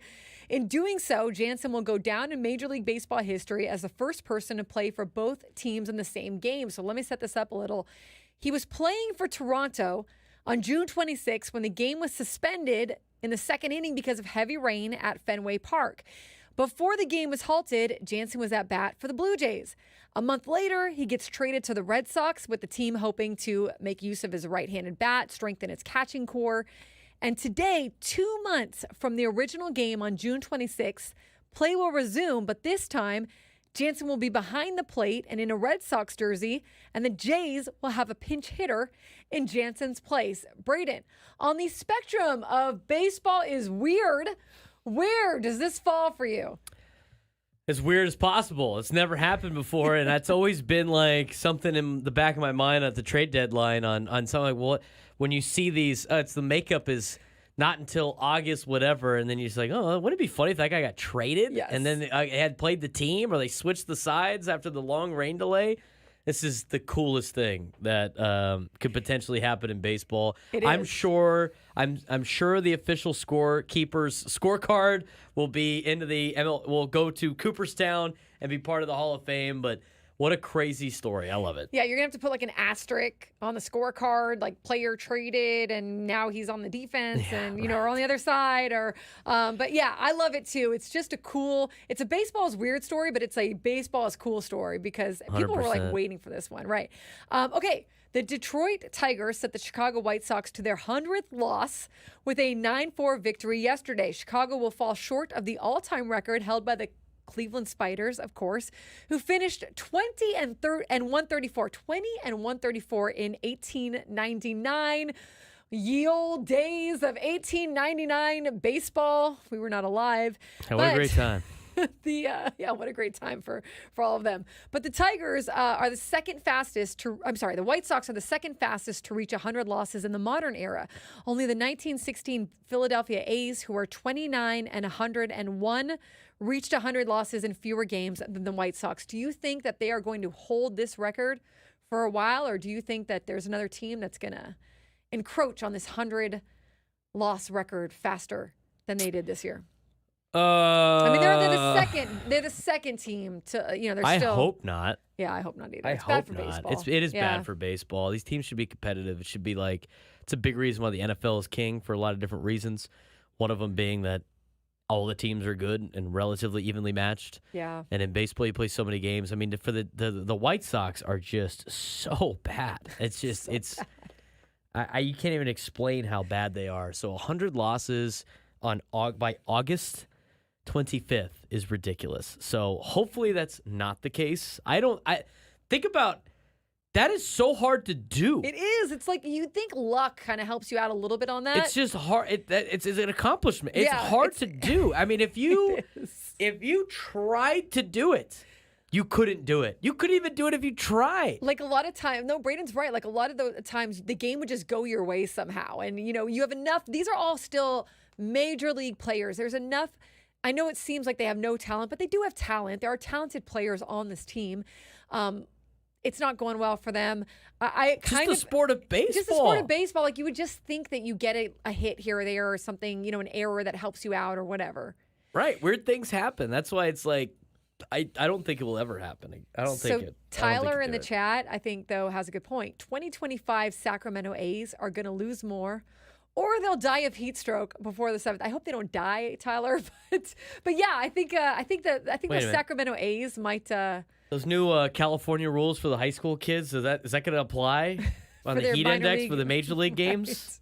They are playing in a minor league ballpark. It's outside. It's hot. I feel like it should apply. It's kind of like a minor league team. What the heck? That's not their fault. So I mean, don't mean to be mean to you, A's. The A's this year are not trying to win at all, and they're winning. Yeah, they are. Enough. They're not last. Mark Kotze is keeping them in check. Yeah. Right. I mean, even if you're it's hard to do. Okay, almost the last story, second to last story. The Marlins will promote outfield prospect Griffin Conine before their game against the Rockies on Monday. Conine is the son of two-time World Series champion Jeff Conine, known to fans as Mr. Marlin, widely considered one of the better players in the franchise's history. The younger Conine, Griffin, is 27, enjoying a solid season at AAA Jacksonville with 19 home runs, 825 OPS. Braden, he's a jumbo shrimp. Did you ever pay attention to Mr. Marlin? Mr. Marlin? Not really. He's on the other coast. I know. Yeah, it's not. As much as I'm like a big baseball fan and stuff like that. Same here, though. It's kind of like Mr. Marlin. I'm focused in on the San Diego Padres, the NL West, and then the National League, and then finally go over there. At least it's not. If it was an American League East guy, I would no, I don't care. Yeah, it doesn't really ring a bell. Exciting, I guess, if you're the Marlins and you had a lot of good history with Mr. Marlin. You're like, okay, well, the season's pretty much shot to death, so we'll look forward to Griffin. Yeah, here's this. The kid coming up, I guess. That's where that's where the Padres used to be, guys. They used to be at this point in August and September, looking forward to whatever farm guys were coming up and just getting a look at them because that was like the only hope of anything. And now you're in a playoff push and a playoff race. So speaking of the Padres, short trip, we talked about it for right-hander Lake Bacher, added to the active roster prior to yesterday's game with the Mets. He was a fifth-round pick for the Padres in 2016, was in line to make his major league debut in his 9th pro season, except he didn't pitch. They didn't need him. He was just there for some bullpen coverage. And Randy Vasquez was just recalled to start today's game in St. Louis. So he'll probably take that spot that Matt Waldron had before Yu Darvish is back. We'll continue to find out a little bit more about that timeline as the days go on. The Padres won yesterday's game 3-2 in walk-off fashion thanks to Jackson Merrill. Split the series with the Mets 2-2. They continue their stretch of 18 games in 18 days and will play the Cardinals in St. Louis today. First game of a 4-game set. It'll be Kyle Gibson for the Cardinals. As I said, Randy Vasquez for the Padres. First pitch, 4:45 p.m. Braden, what you got? Got some football to report on, high school, college, and the National Football League. We'll talk more about college football later on in the show. I do want to mention some of the scores from the high school football Friday nights. Did not get the top 10 yet, which is interesting. Thanks, John. I'm sure he's got to calculate all of the top 10 votes from all the media members. But last Friday had some good games throughout San Diego County. Go through some of the teams that were ranked. Del Norte, 12th ranked team, according to Cal Preps, beat the 24th ranked Point Loma Pointers 20-7. Mount Miguel left town and came back with a 47-15 win over St. Anthony. San Marcos all over Rancho Buena Vista on Friday, 53-8. Foothill comes down to beat Madison 28-20. Brawley gets a win out in the desert as they played Palm Desert. They won 36-20. Sweetwater with a big win over Morse. They won 31-6. Carlsbad went to Lakewood out of town. They lost 20-17. La Costa Canyon over St. Augustine, 37-10. Patrick Henry and Grossmont. What a shootout we had in East County. Patrick Henry won 77-48. Oh my god! Score is like 50-35 at halftime or something ridiculous. They don't call those. They don't call once it hits past 50 or 60 points. I guess you don't call them. You have a running clock. 77 points. Yeah, you got to play all. You get a running clock after you're up 35 points. I mean, even though Patrick Henry scored 77, they gave up 48 points in a high school football game. I guess that's a lot. Steel Canyon over Ramona, 51-41. I'm sure Scratch was partying on his way down from Ramona. down traveling in East County. East Lake over Bonita, 34-6. San Juan Hills hammered Oceanside. Oh, Scratch is in the chat. Oh, Scratch is back. Had a good time up there in Ramona. Hopefully stopped by at Cheers on the way out. Hopefully he has all his fur on him still. Yeah, and, exactly. Getting a fight with a Ramona Bulldog up there. That's right. He obviously won the fight. You should see the other guy. El Camino over Helix 49-20. Granite Hills beats Mission Hills 28-17. Cathedral Catholic over Modern Day Catholic 56-28. And Eric Weddle got the dub for I think his first dub as the official head coach of the Rancho Bernardo Broncos. They beat the rival Poway Titans 13-10. I think. Congrats to Weddle. That's great. Somebody in our chat has like a kid at each school. I think it's M. McKee. I think that's who it is. So RB, I don't know how the house was divided after that game. Hopefully you're not putting out too many tears on that one. But that fun scores. And La Jolla remains supreme in La Jolla as they defeat their crosstown rival in the Bishop Knights 38-21. That's the scores for you in the high school realm. College football news, we have two stories for you. We'll start with the one that involves San Diego. San Diego's product, or should I say Lincoln Hornets, Roderick Robinson II, is out for their game against Clemson, Georgia's game against Clemson. Kirby Smart isn't ready to say whether Florida transfer Trevor Etienne will be available to play in Saturday's opener against Clemson, but the number one Bulldogs know they probably won't have at least one of their top running backs in Lincoln Hornet Roderick Robinson II, who recently underwent surgery to repair a toe injury. While Smart said Robinson would probably be week to week, he isn't expected to play against the Tigers on Saturday at Mercedes-Benz Stadium in Atlanta. Robinson, a sophomore from San Diego, is the Bulldogs' top returning rusher with 196 yards and 2 touchdowns in 2023. Bulldogs lost their top rushers from last season in Deshaun Edwards and Kendall Milton. So, hopefully we can see Roderick Robinson on the field sooner rather than later. San Diego product on the number one team in the country. And now, just a tiny accuracy fact check. Brian in the chat, it is Weddle's second season as coach. The acting head coach. See, I know there was a period where he was with the other guy, with the former head coach. He coached last year with Tristan McCoy. Okay. And I think this was I thought this was the first year he was the official head coach. I'll try to find that out. But I'm not sure. But he got the Anyways, he got the win. Okay. Correct. Congrats, Weddle. But he has been there for more than one. This is not his first year at the school. Okay. Right, correct. Interesting one.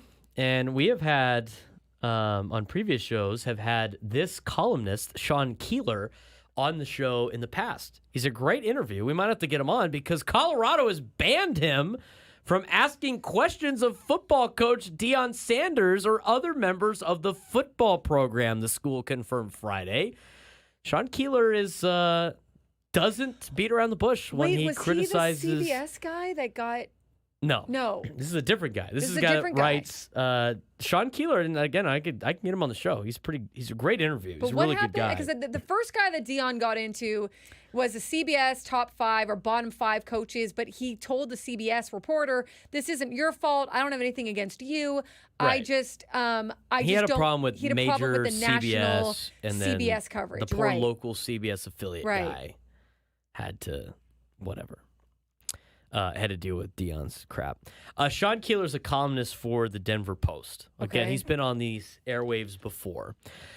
Quote, after a series of sustained personal attacks on the football program and specifically Coach Prime, that's what they listed him as Coach Prime. This is the official statement from Colorado University. Okay. The CU athletic department, in conjunction with the football program, have decided to not take questions from Denver Post columnist Sean Keeler at football-related events. The athletic department said in a statement provided to ESPN, Keeler is still permitted to attend football-related activities as a credentialed media member, and other reporters from the Denver Post are welcome to ask questions of the football program personnel made available to the media, including coaches, players, and staff. Wait, what did he say? What did he do wrong? I'm getting to that right now. Oh, sorry. According to the Post, the Colorado Athletic Department media relations staffer told the newspaper it took issue with Keeler's references to Sanders as, quote, deposition Deion, quote, Bruce Lee of BS, quote, false prophet, and use of phrases such as Planet Prime, the Deion Kool-Aid, and, quote, circus. The ban is indefinite, according to the Post. The decision comes 2 weeks after the news conference in which Sanders accused Keeler of always being on the attack and asked, what happened to get you like this? Added Sanders, no, I'm serious. I want to help because it's not normal. Based on some kids that I know that have played in that program, it is a circus there. I know their compliance office is backloaded on tons of kids getting cut from the program that have to transfer out. But Deion Sanders is trying to run his football program in college like an NFL team, which, by the way, I don't know. You can't do that because kids are enrolled in school. And so you can't just be like, talk to our travel secretary. He will get you situated on how to fly back. The kid's still enrolled at school. He's got to finish school. Yeah. So when they decided to cut a bunch of players in the springtime, even like during spring ball, the kids had to finish out the rest of the year at Colorado before they could go anywhere. So there's a lot of there's interesting parts over there. I do think it's hilarious, though, that they don't mind him still covering the team. He just can't ask questions now. I mean, this is interesting. So first of all, I try to at least provide some perspective on the journalism side, and he is a columnist, so he gets some liberties as a columnist. A columnist is different than a beat reporter. He gives some opinions. He gives opinions. He can take some liberties with his imagery and the way he describes. However, I guess some of these could be maybe seen as a little bit below the belt, right? So he can still be at the practices, can't ask any questions. It's just kind of weird. And then that coming off of that CBS reporter thing, it's just kind of like, to me, sometimes you draw more attention to it by putting all these restrictions on it and on these other reporters. If you just sort of like let it flow off your back, it's kind of like it doesn't, you kind of let them know that they bothered you. So I don't know. I mean, this whole thing is kind of weird, this Deion Sanders thing that happens the at whole Colorado. saga is yeah, super like the weird. whole saga continues to take more twists and turns. He still thinks he can run the organization like a professional football team, which you cannot, because there's still things that these college kids still have to do in college. And then like the guy before. So I guess this columnist asked if he could ask a football question, and Deion wouldn't let him. But then a reporter asked Deion about his birthday plans, and then asked how important it is to have Aflac as part of their life. So that's their insurance sponsor. So they wanted to get like an insurance sponsor question in. So during the media press conference. So I mean, I could see why quote circus was used. This is just kind of circus. Yeah, it's a circus. It's a circus. It just I doesn't don't care. look good for anyone. I don't care if I'm banned from Colorado's media thing, but it's like, why would you continue to let him cover the team then? Because they obviously like the coverage, but they're like, we don't want you asking us questions because you don't ask the questions we want you to ask. But like, if he did something super egregious, he would get his credential revoked. He wouldn't be allowed to even be near this team. He wouldn't be allowed to come to any practices or be part of anything. I don't think anything that he has been at least quoted in this article of saying is being egregious or, quote, a personal attack. I mean, a lot of based on what is happening at Colorado, a lot of this is very warranted. I mean, he is having his opinion on how this program is currently being run, a program that has assumed that they've won a lot of games, but a program that finished dead last in the Pac-12 last year with one conference win. Yeah, to me, it's kind of like, hey, just let it slide off your back. I mean, he's got to be used to, people saying things, and sometimes it's better to not even acknowledge that you hear the haters or you hear any of it, Sean Keeler on these airwaves said, Deion is the world's largest helicopter parent. And I totally agree with that.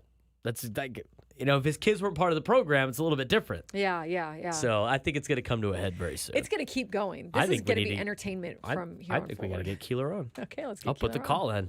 You could ask him all the journalism questions. It'd be great. NFL news, Dallas Cowboys wideout CeeDee Lamb has ended his holdout. Excuse me. It's all good.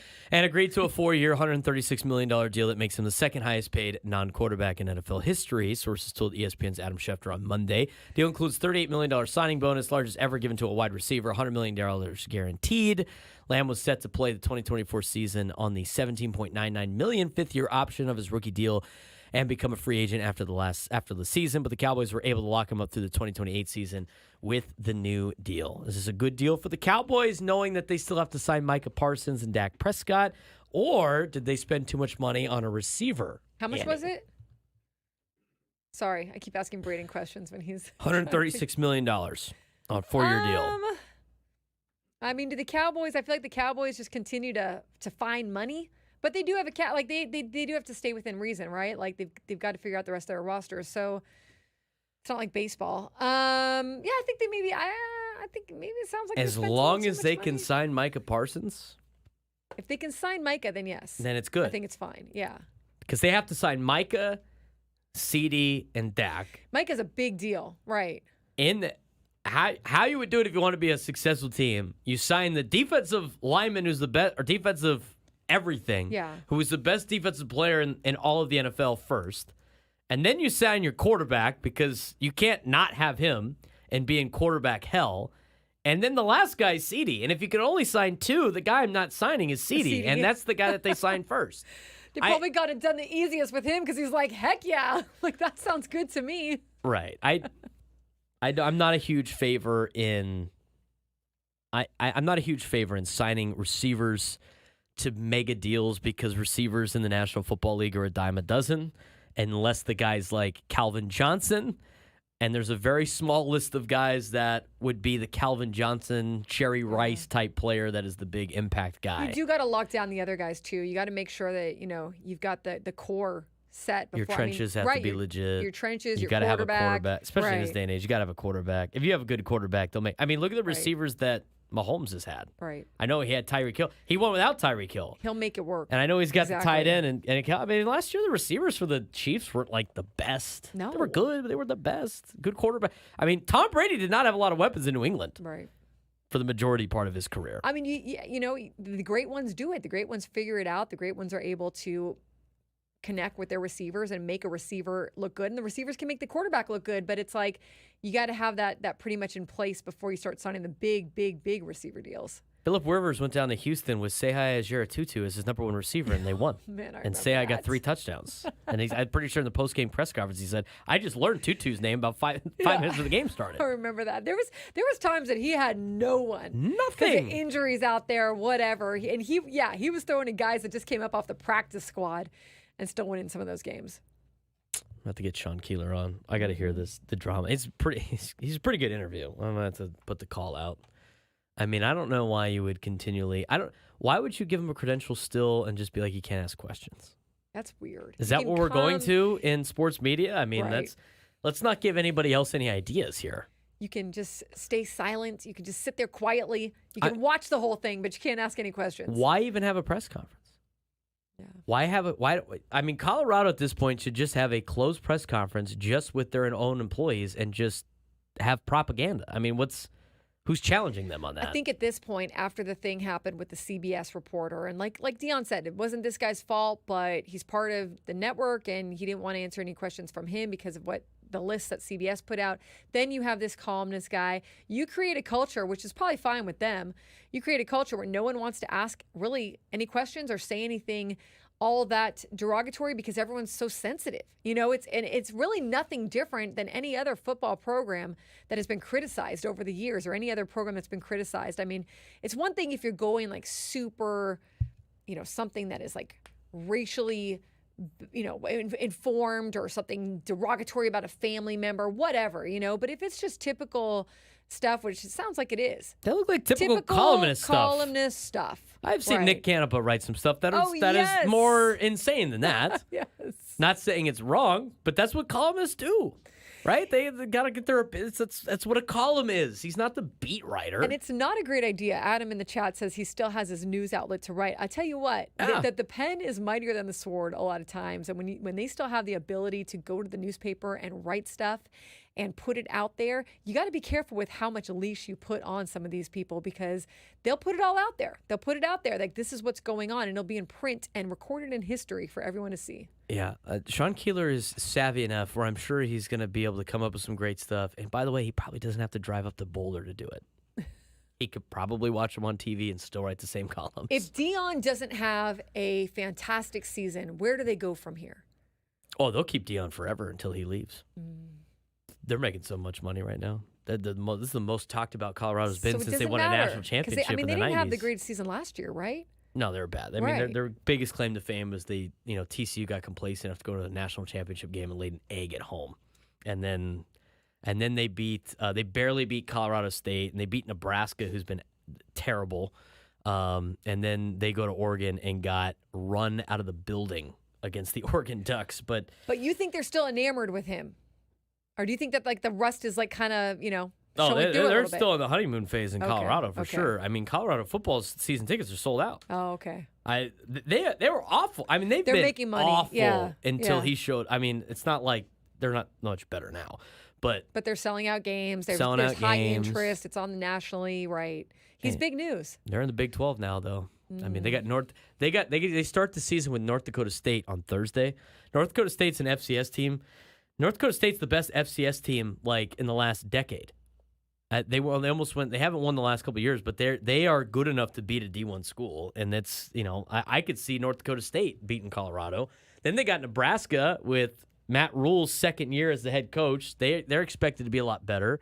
Colorado State, I'm sure they'll hammer them, and then they go to Big 12 play of Baylor, and they got to go down to the Bounce House. What you know about the Bounce House, Annie? Yeah. UCF, the Bounce Yeah. House, which is a tough place to play. They got K-State, Arizona. They got Cincinnati, Utah, who destroyed them last year. They got to play Texas Tech, Oklahoma State. I mean, this ain't your usual push Pac-12 schedule there, Colorado. You got to play the big bad boys of the Big 12. Is it a danger thing when the place shakes like it does in the Bounce House, or is it like no? I don't know. We're just, I just know that I just know teams go down there that are really good to die. Because Oklahoma they never State, come out the same. Oklahoma State last year had a good opportunity to win the Big 12 conference. They went down to UCF. They were like top 15 in the country, and UCF wasn't ranked. And Oklahoma State lost by 45 points. I mean, they got embarrassed. I see. So- It was found to be susceptible to considerable shaking when its crowd jumps in unison. Measures were undertaken following the stadium's inaugural season to reduce these effects to ensure safety. To this day, many still point out the movement has not improved. So Bounce it's still house. shaking. It It's still shaking. shakes. Braden, they go in there, they never come out the same. No. That's essentially what you just said. That It's is like where the House of Horrors. That is where now Halloween. there and Lubbock, Texas are where Big 12 dreams go to die. If you have a night game at the Bounce House or a night game in Lubbock, or most notably a weekday night game in Lubbock or the Bounce House, it's over. Your season's over. It's a Especially if wrap. you're ranked. It's a wrap. You go in there, where you're the just shaking season your goes to head. die. This is it. This is it. Annie, you're not prepared for college football, Braden. It's going to be fun. Okay. It's And gonna be a lot of fun. Jake Waters is a major contributor to the college football realm, and I'm sure he'll have some great jokes in the chat as the season continues. But we're well over break. We're well out of a break, and when we come back, I think you guys are gonna love this. It's gonna be quick. It's gonna be a great rant by someone that you might not always appreciate, but he really had San Diego's back on this one. After the break, when we return on Annie and Elsten, keep it here.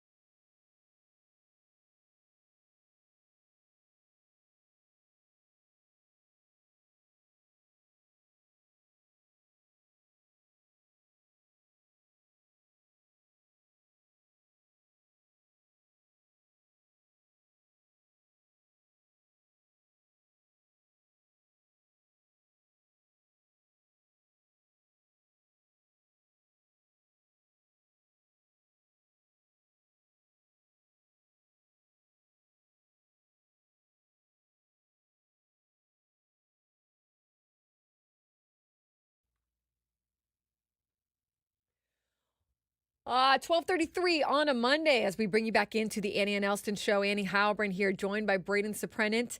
Craig Elsten is golfing in a charity tournament. We wish him luck. And let me quickly get to this hour on 97.3, which is brought to you by Floor & Decor. Unbeatable prices, unmatched in-stock selection.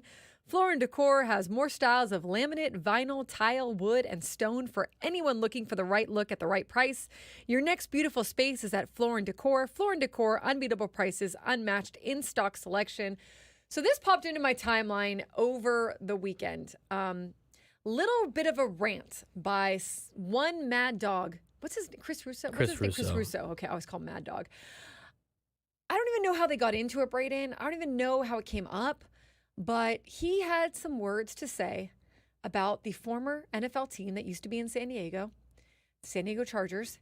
And man, did he sell this bit. So we are going to take a listen. The segment is called "What Are You Mad About?" Here he goes, Chris Russo. I can't believe he's mad about this. He's great. He's mad. I mean, how many years?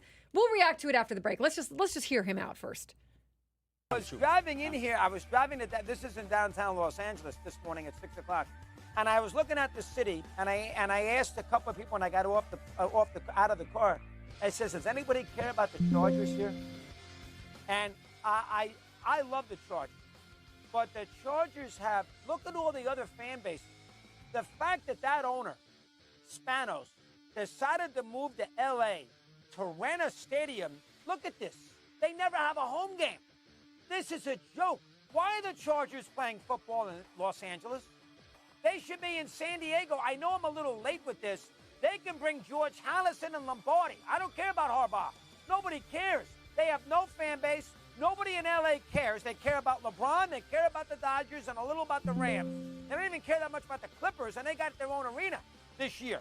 But the Chargers playing their home football games in L.A. is so stupid and asinine. The fact that the Chargers are still not in San Diego, that is a complete foul-up, and Spanos did a horrendous job leaving. Now, you're going to sit there and tell me you got a sweetheart deal? He couldn't get a new stadium in San Diego? Listen, when you don't have the leverage, which he did not have the leverage in San Diego, you can't pick up and leave, basically like the kid who doesn't get picked in a basketball game in the playground and picks up his basketball and goes home so nobody can play. You can't do that to your franchise. So now the Chargers are playing 150 miles to the north in a city that has no interest in them. They could care less. Harper they don't care about. The defense, nobody. The Chargers are going to play the next 50 years, Steve, in a city that's going to sell out and have more fans for the opposing team than the Chargers, who basically got to take timeouts on offense because the defensive chance from the fan base. This is a mess, the Chargers here in L.A. The Chargers moved to LA in 2017. This will be their 8th season playing in Los Angeles. And that mad dog, Chris Russo, has jumped on the train on ESPN. I don't care how old it is. Okay, every fan in San Diego that used to be of the San Diego Chargers is right now like, even though he did say he loves the Chargers, whatever, but is like, yes, sir. Yes, that is all of us. That was great because people are like, well, why is it so late on the game? I mean, the fact that it's like 7-8 years later and they're still talking about this is great. It's so great. It's hilarious, but they don't care, right? I mean, the NFL doesn't care, but I think it's awesome. And the more that we continue not to support them, instead just make fun of them, makes it even better. I mean, it's great when you got the usual traditionalists on national media that kind of tote the line and follow the league. For a lot of different things, right. saying this, and a lot of media people say it, and I've never really heard anybody go like, "Ah, man, this is great that they're in Los Angeles." And the fact that they've added, I mean, think about all the players that they've added. Think about the talent that they have, the huge case with Harbaugh and everything. I mean, they can't get LA to care about him at all, and it continues, and thanks to Christopher Russo. Yeah, I mean, 7-8 years later, this is still the narrative that's going on around national media on ESPN on a huge show. Tells you a lot about what's going on. All right, we got to take a break. When we come back, we're going to react a little bit more to this and everything else going on in sports. Keep it right here. Annie and Elsten, 97.3 The Fan.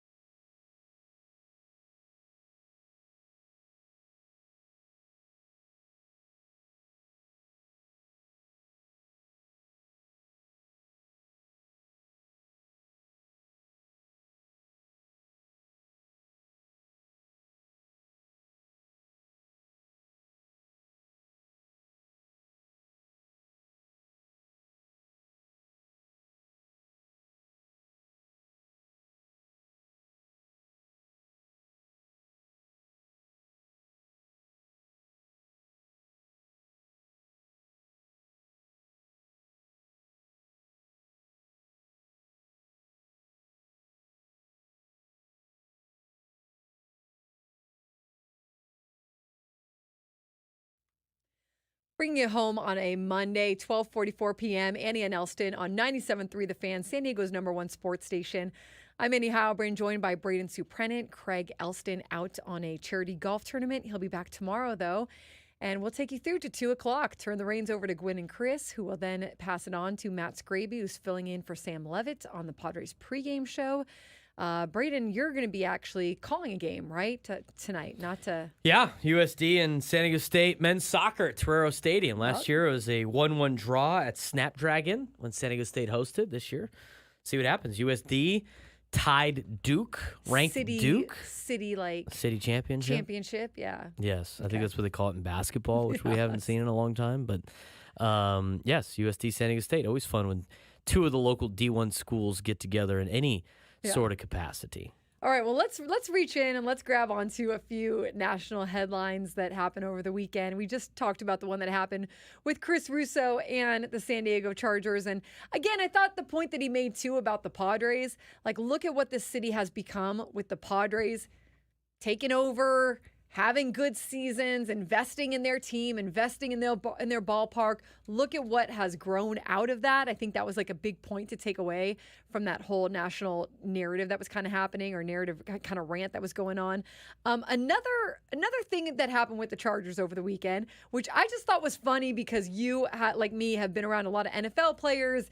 You can imagine this scenario in your head. So the Chargers were playing their final preseason game in Dallas, right, against the Cowboys. They got stuck in an elevator on the Friday night before the game. So 15 people, players and personnel, got stuck in, I think it was the Westin, in an elevator, including quarterback Justin Herbert. They had to crawl through a ceiling panel to escape the stuck elevator because it was in like a blind shaft. Okay, it was in a blind shaft between the 3rd and 15th floors of the Westin in downtown Dallas. A technician was unsuccessful in an attempt to get the elevator working. So the urban search and rescue team, the fire department, everybody came out and they had to like take them out one by one out of this like ceiling panel. But they were stuck in this elevator, no air conditioning for 2 hours. Okay, first of all, Braden, it's my worst nightmare. I can't imagine being stuck in an elevator for 2 hours. And especially, like, do you ever get on elevators that are super crowded? Oh, yeah. Like 15 people in an elevator. It's not like if it was 2 or 3, you're sort of like, okay, you can sit down and stretch your legs or whatever. 15 people, like, you are basically on top of one another. Have you ever been stuck in an elevator? I got stuck in a elevator one time when we were practicing at TCU. We had practice in the stadium. And so it was like stadium's empty, right, for everybody but the team, and I had to go up to the top to get one of the SD cards because I wasn't filming that day. I was running cards, and in the elevator on the way down, it shut down. But you were alone? Yeah, it was just me and it was one of those like maintenance one, like a service elevator, gigantic service elevators, and I was like, oh, here we go. But luckily, I had my radio, and I was like, I'm stuck in the elevator. And they're like, what are you talking about? I'm like, well, I'm in the elevator. It's not moving. So when it's not moving, that means you're stuck. And they're like, all right, smart ass, where are you at? And I was like, all right, and that was like one of the first times I was in the stadium I was like, I think I'm on the home side, but like closer to the scoreboard. Like, you know, what elevator? I'm like, I don't know, dude. Whatever one. Whichever one's stuck, you probably have like a board. That's that right. tells I'm you. sure they can figure it out. I was like, the one you told me to take? How long did you wait? It wasn't very long. Okay, was like and then they got it working? It was 15 minutes. You'd have to crawl minutes. through a shaft? Okay. No, I just, honestly, all we needed somebody to do is just call for it, and then it came down, and then one of our other video guys was like, all right, cool, dude, let's go. I have a friend that's been stuck quite a few times. He's gotten stuck like twice in an elevator. But so Matt in the chat, I think this is so true. Matt in the chat says, Harbaugh talked about Herbert stuck in the elevator as if he navigated an entire platoon out of a war zone. And he did. He was like, Justin Herbert was the only one that came out of the ceiling, not sweating. He's so cool under pressure. And then didn't he say that he wanted, like, he wished he was in there? Yeah, or something? I wish I was in there. I wish I was in there. I wish I was stuck in there with him.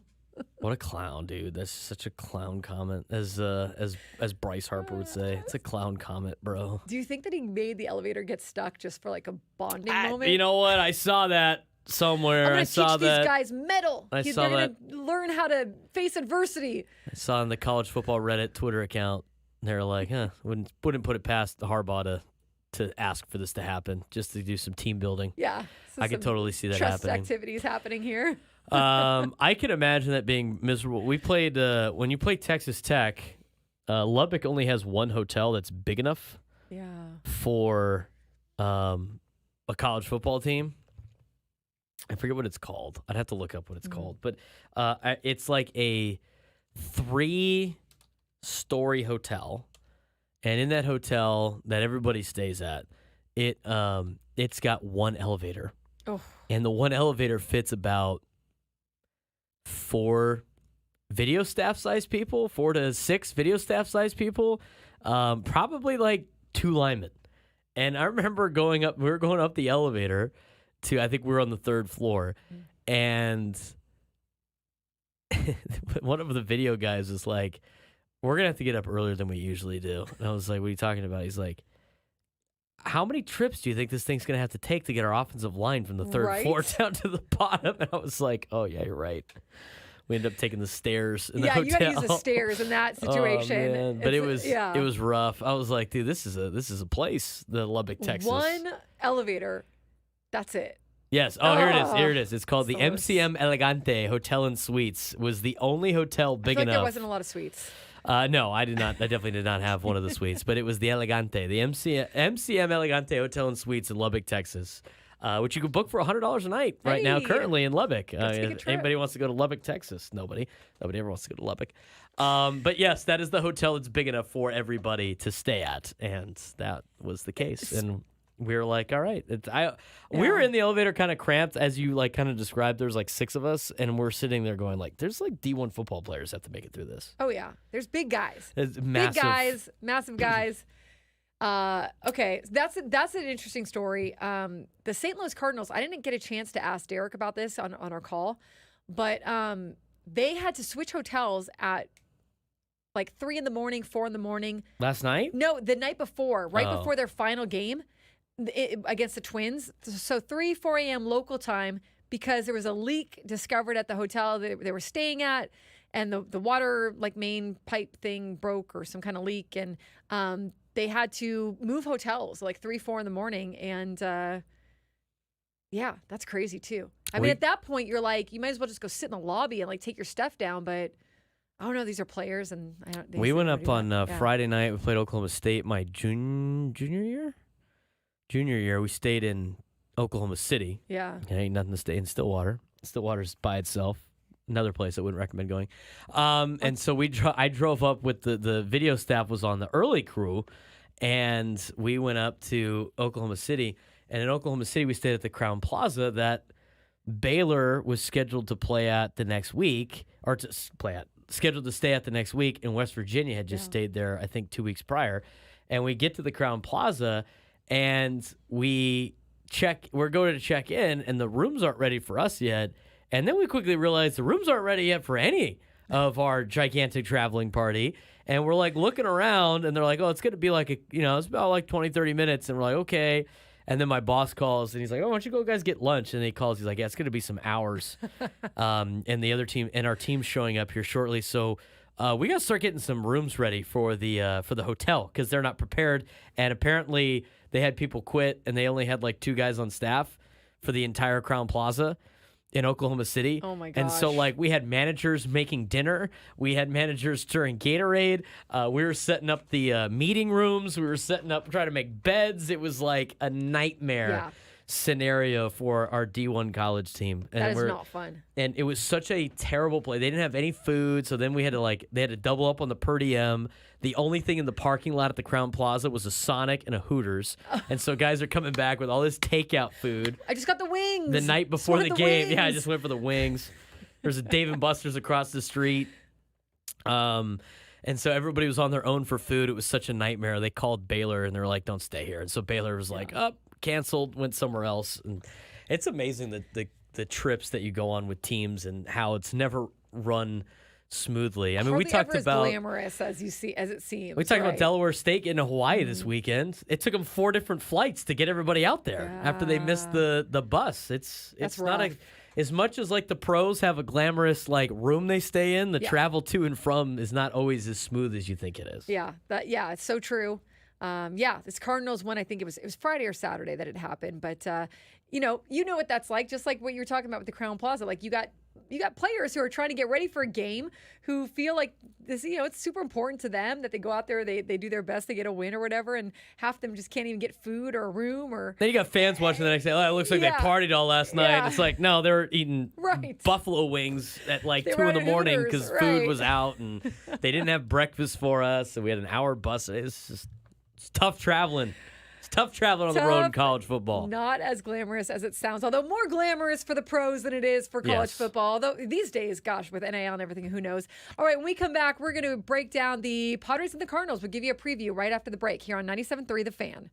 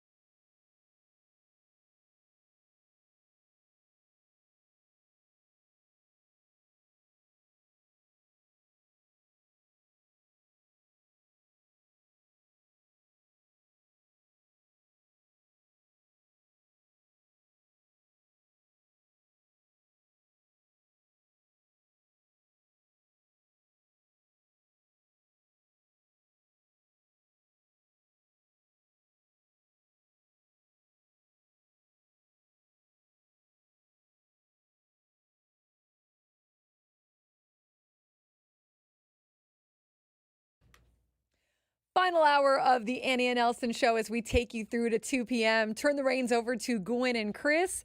And then Matt Scraby for the Padres pregame show. Padres baseball coming at you at 4:45 today, so an earlier game. I'm Annie Heilbrunn. Craig Elsten playing a charity golf tournament today. He'll be back tomorrow. Joined by Braden Soprenin as we've been taking you through this Monday. A good weekend for the Padres. They split 2-2 with the Mets, a 4-game series. Look, we got into the national news topics, talking a little bit about being stuck in an elevator in the last segment, which, by the way, Jay in the chat says being stuck in an elevator with other people and you have to use the bathroom. Oh, that would be the worst. Everybody turn really around. would. Yeah. Like, what do you do? Like, and you don't know exactly when you're going to get out, and you got to pee or something. Oh, God. Okay. Anyways, we missed the game. My apologies on that. We just blew right through it. I can't believe it's already 1 p.m. So we will bring the game back tomorrow. And remember, you can call in, play the game, and you will be eligible. You'll be qualified if you win for our grand prize, a 2-night stay at Resorts World Las Vegas, 2 tickets to Carrie Underwood, Reflection at Resorts World Theater. Carrie Underwood returns to Las Vegas with her critically acclaimed production, Reflection, the Las Vegas residency at Resorts World Theater. Tickets for performances from August 14th to October 26th are on sale now at AXS.com and RWLasVegas.com. So tune in tomorrow, 12:45 p.m. We will play a game, and you can call in, perhaps get yourself in the hopper to win a 2-night stay to Vegas. So as we reset a little bit of this show, I want to touch again on the weekend that was, and particularly yesterday's game for the San Diego Padres, who defeated the New York Mets 3-2. It was a heck of a game, a very quiet game to start with Jose Quintana. Jose Quintana, Braden, having their number all season long, right? He was terrible before the game yesterday. Like, his 7 starts prior to the Padres start, he had a 6-point-something ERA. He had given up 7 earned runs to the Orioles, and I know the Orioles are really good, but still, I mean, the guy was struggling. Yeah. And then he shoved against the Padres for the second time this year. He did it in New York, too. He did it in New York. I remember before that game, we were like, oh, it's Jose Quintana. Like, they'll be able to get to him. No. 2 of Quintana's 4 solid starts are against the Padres. Soft-throwing left-handers. Padres cannot hit those guys. So he kept him quiet, 6 1/3 shutout innings. But in the 8th inning, Mason McCoy, 7-pitch walk, and then Jurickson Profar, clutch home run to tie the game. You could tell how much he was feeling that, going around the bases. He was motioning to the dugout as he does. And that would kind of set the wheels in motion of like, hey, we've done this so many times before. Time for another comeback. So what does Jackson Merrill do after oversliding on trying to steal a base in the 7th inning? He was on the bag, but then he just slid off of it, just had too much momentum going that direction. Yeah, he definitely stole that base. He did. He had the was base there. stolen, right. It's an important point because it just happens sometimes, right? Like your hand comes off. And he said he flushed it. He went back out to the 8th, the 8th inning in center field, but he did the math in his head. He said this after the game, did the math in my head, realized that just a few guys need to get on base and I'll have another shot. I love that. And he did. And so then he hits this bomb of a home run for the walk-off. Done it so many times this year before. Continues to make history. He is tied for the most game-tying or go-ahead home runs in a single season in MLB history. The qualifiers there are 8th inning or later, age 21 or younger. He's in the same company as Hall of Famer Frank Robinson, who had 6 in 1956. Broke a tie with Hall of Famer Mel Ott, who in 1929 had 5. That is the rarity we're looking at. Late in close situations, Merrill is batting .333 with an 1158 OPS. He is 8th in all of Major League Baseball in late and close situations. Number 1 in late and close situations, Jurickson Profar, who has a 1457 OPS. And I said earlier, for context, Juan Soto is 4th, Shohei Ohtani is 6th. The 2 of these guys, the veteran and the rookie, they have been the heartbeat of what has made this Padres season come to life. You would not be here without Jurickson Profar. You would not be here without Jackson Merrill, 2 of the most inexpensive guys on the roster, 2 guys who are sort of, let's see how Jackson Merrill does this season because, he's never played above AA. How's he going to do in a new position? What's he going to be like? Is he going to hit the rookie wall? Jurickson Profar, a guy that you're like, is even going to last the whole season. There was a lot of questioning over whether he was going to remain in that outfield spot or the Padres were going to find someone else to take his spot. Maybe he was just going to be a stand-in for the beginning months of the season. But these two guys have absolutely been electric for the San Diego Padres, right? I mean, Braden, you really wouldn't have this season, the story of this season, without them. And in fact, you talked to Jackson Merrill after the game. I did, and here's my conversation with Jackson Merrill after yesterday's game. Braden Sprenda here with Jackson Merrill, just a walk-off home run for the Padres. Jackson, you've had some pretty impressive home runs the last couple of weeks. How'd that one stack up? How'd that one feel? No, that was great. Going on the road, try to get a little win at home, take some energy on the road, and we came back, fought in that one, so it was great. How'd that feel with the front of the crowd here at Petco Park? I mean, you've had your second walk-off winner here at Petco now in terms of a home run. Energy blew off this place. Yeah, no, the cap came off, and that's unreal. The fans here, they do it all for us. They bring the energy, especially when we're down. They bring the energy, they stay in the game, and it's awesome. You guys have been really good at coming back this season. I know ball didn't really go your way a couple of times throughout this weekend, but how are you guys able to continue to fight back and be able to win some games when you're down early? It's baseball. I think that's the biggest thing to understand is baseball is such an unordinary game. Anything can happen, luck can happen, skill can happen, everything can happen. You've played in a lot of baseball games in your life, man. Have you ever had more fun playing baseball than right now? No, great baseball game. Great baseball game today. What do you guys got left before the road trip leading into these last couple of weeks? How important is this win against the Mets, another team you're battling for in the playoffs? Yeah, it's crunch time, and we just wanted to fight. I don't think we wanted to let them get away with it easy. They kind of had a number during the year. They won the season series against us. We don't like that. So, just come out, play hard to the last minute we got against them. Jackson, appreciate the time. Go enjoy the win. Thank you. Great stuff, Braden. And I love that last answer. They didn't want to make it easy for the Mets. The Mets, and this is what Jurickson Profar was talking about on Friday when he was like, everybody settle down. Everybody calm down. Yes, Yu Darvish and Fernando Tatis Jr. on their way back, but we got a job to do tonight. We got to get some wins against these Mets who have really had our number all season long. I mean, they got swept by the Mets in New York, split the series with them. It was really, really important that they get out of San Diego. They go to St. Louis with at least the split, and they were able to do that. I mean, this would look so much different, right, Braden, if the Mets had won 3 out of 4? It would have looked a lot different. It would have felt a lot different, especially since the Diamondbacks won yesterday and the Dodgers won yesterday, and that would have been a really deflating weekend series against the Mets. You already lost the season series to New York Mets, but all of a sudden the Mets start creeping up a little bit, and they got the tiebreaker. That's not good news for the Padres. They really needed that win yesterday, and Jackson Merrill delivered again for the Pods. Yeah, absolutely. And you can't have that win without a pitching staff that keeps the game in check. So Perez was taken out in the 4th inning, bases loaded. He did a fine job for the Padres. He's doing what he needs to do. Only had allowed 1 run, but bases were loaded. Like Braden mentioned earlier in the show, you had Francisco Lindor back up to the plate. Potential chance to hit another grand slam, which he had done on Saturday against the Padres. So Mike Shildt goes to Brian Hoeing. He managed this game aggressively.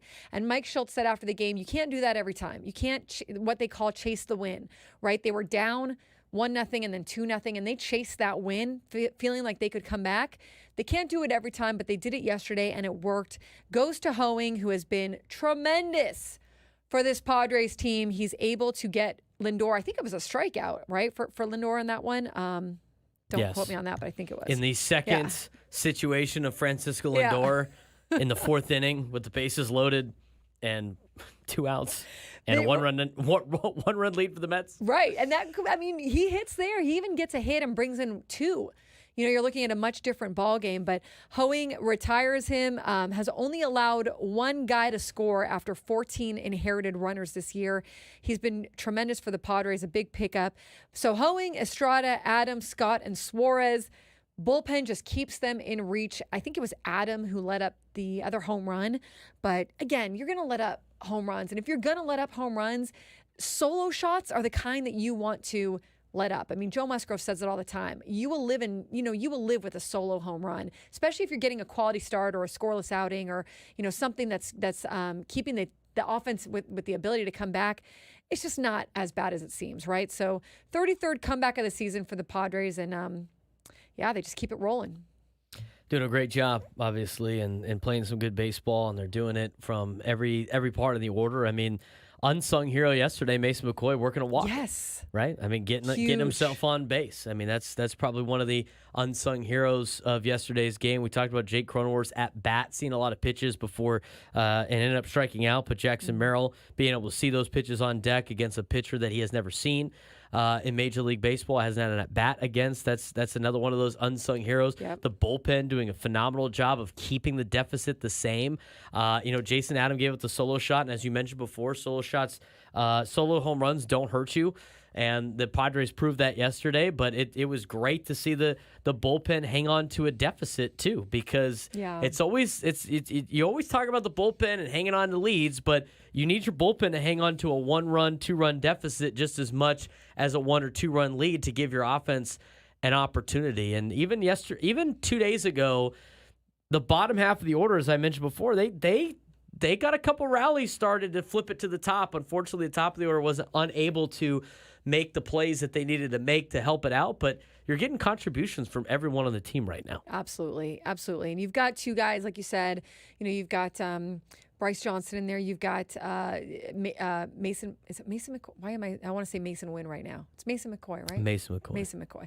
And he's been doing a good job. I mean, coming into this team and doing a good job at defense. But they're still waiting on Ha-Seong Kim to come back. On Fernando Tatis Jr. We'll probably get some more of an update on Kim, at least I would imagine, either today or tomorrow when the beat writers who are in St. Louis talk to Mike Schilt. But you look at these Cardinals now, the Padres in St. Louis for a 4-game set, another 4-game set, right? These can kind of wear you down a little bit.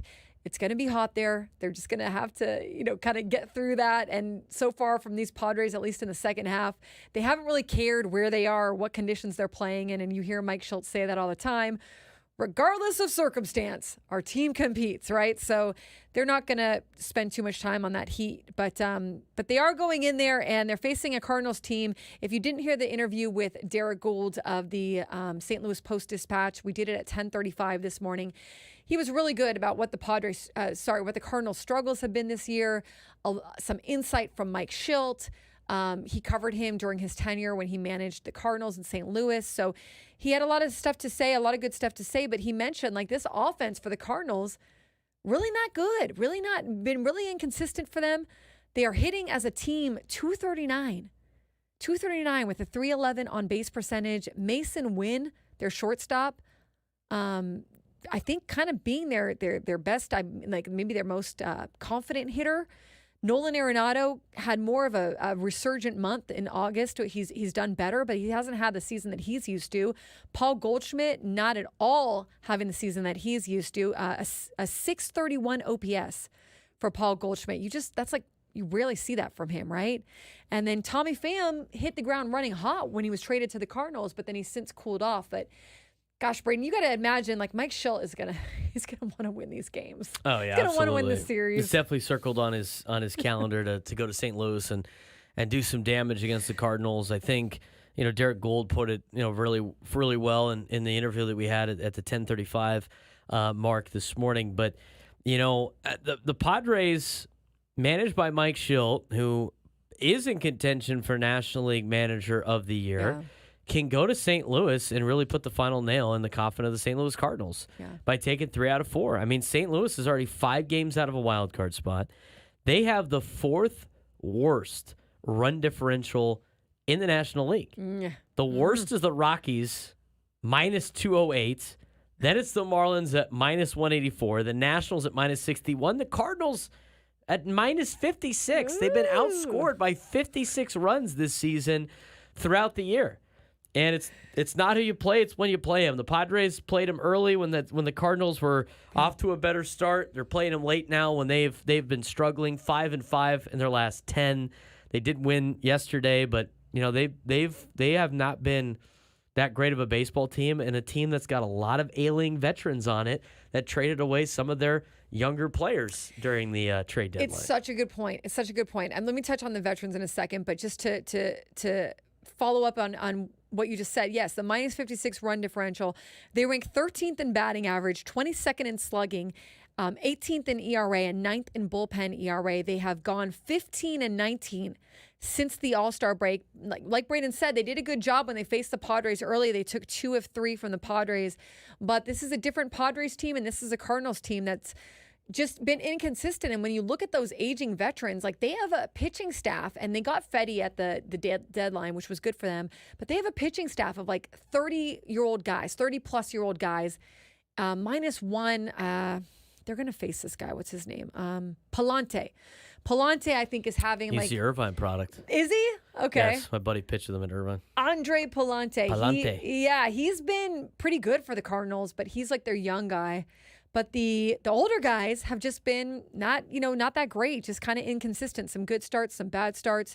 They're facing Kyle Gibson today. He's a 12-year veteran, 5.48 ERA over his last 4 starts. He's been better on the road than at home.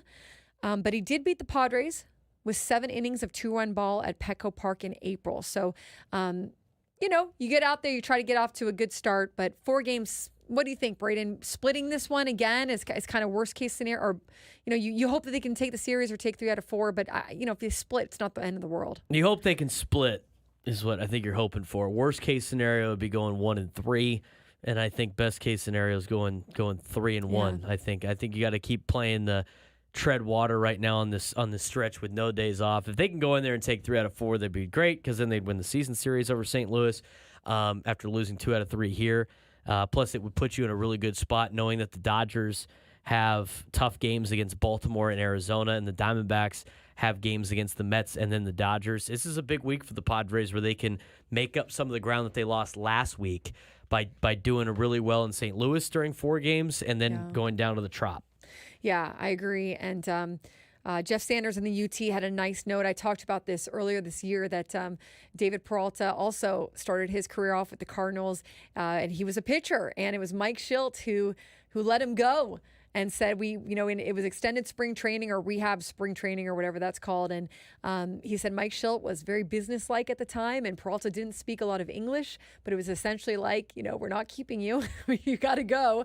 And so then Peralta went and recreated himself, completely transformed himself into the hitter and outfielder that you see now, and has gone on to a great career. But some interesting ties. I think always a reunion with Tommy Pham too. I think Tommy always has a chip on his shoulder, although he hasn't been that productive for the Cardinals lately, but always has a chip on his shoulder to want to kind of show what he's got. So this is one that, again, you take seriously and you just try to make sure that you're playing your best brand of baseball. Should be a fun series. Looking forward to it. So, Braden, when we come back, shall we take a look at college football? It started. Oh, okay. We had 4 games this weekend. There's a lot that I think we need to get in before we start talking about the games coming up this week itself. We got a lot of football games that are going to start coming up on Thursday in the college football realm, and I'll get into more of this later. 21 games on Thursday, 6 games on Friday, over 60 games on Saturday, a lone game on Sunday, and a lone game on Monday this week in college football. They get the first bit at the stage before the NFL starts the following weekend. There's a lot of stuff that happened during the offseason that you forget about that we should probably refresh everybody on before the 2024 college football season kicks off. We'll have a refresher as we work our way to Ask Us Anything. And today for Ask Us Anything too, if you want to call in with a quick comment, as long as it's a comment about the team or something nice, don't be mean. You can comment. I'm not going to you don't have to ask a question, okay? But we'll speed through those at the end. First, let's get to some college football. Keep it right here. Annie and Elsten, right after the break, 97.3 The Fan.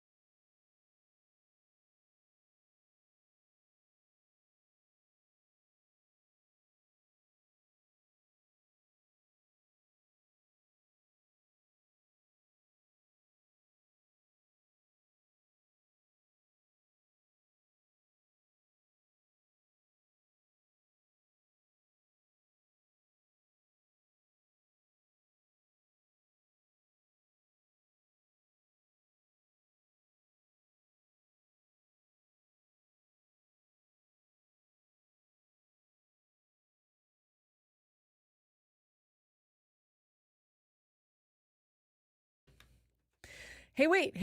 It's not over yet.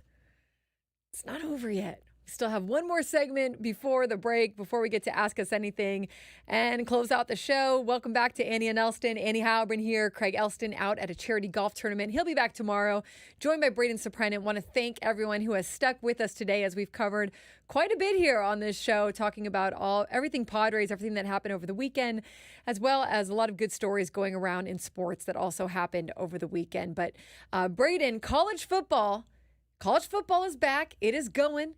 It is humming along, and it's a mess. And who better to get us through that mess and wade us through those murky waters than yourself? That's right. What is the refresher that we need here with college football? Well, let's play some music. Okay. Let's get everybody dialed in. College football. Let's get him excited. Yes. Okay. College football is back. And do you get more excited for college football being back or the NFL being back? When the Chargers were here as the NFL, Right, but now yeah. after College so many football. years, it's definitely college Okay, football. good answer. TCU has now replaced the Chargers for my football team, religious watching of freaking out and all sorts of fun stuff. Let's talk about college football. It has started, and it will continue this week. College football's week 0 was over the weekend at 4 FBS games, if you will. Georgia Tech, Yellow Jackets beat Florida State 24-21 in Ireland over the weekend. Big upset as the number 10 Florida State Seminoles go down 24-21. Montana State Bobcats were down 17 points in the fourth quarter. They came back to beat New Mexico 35-31. Tough loss for the Mountain West Lobos.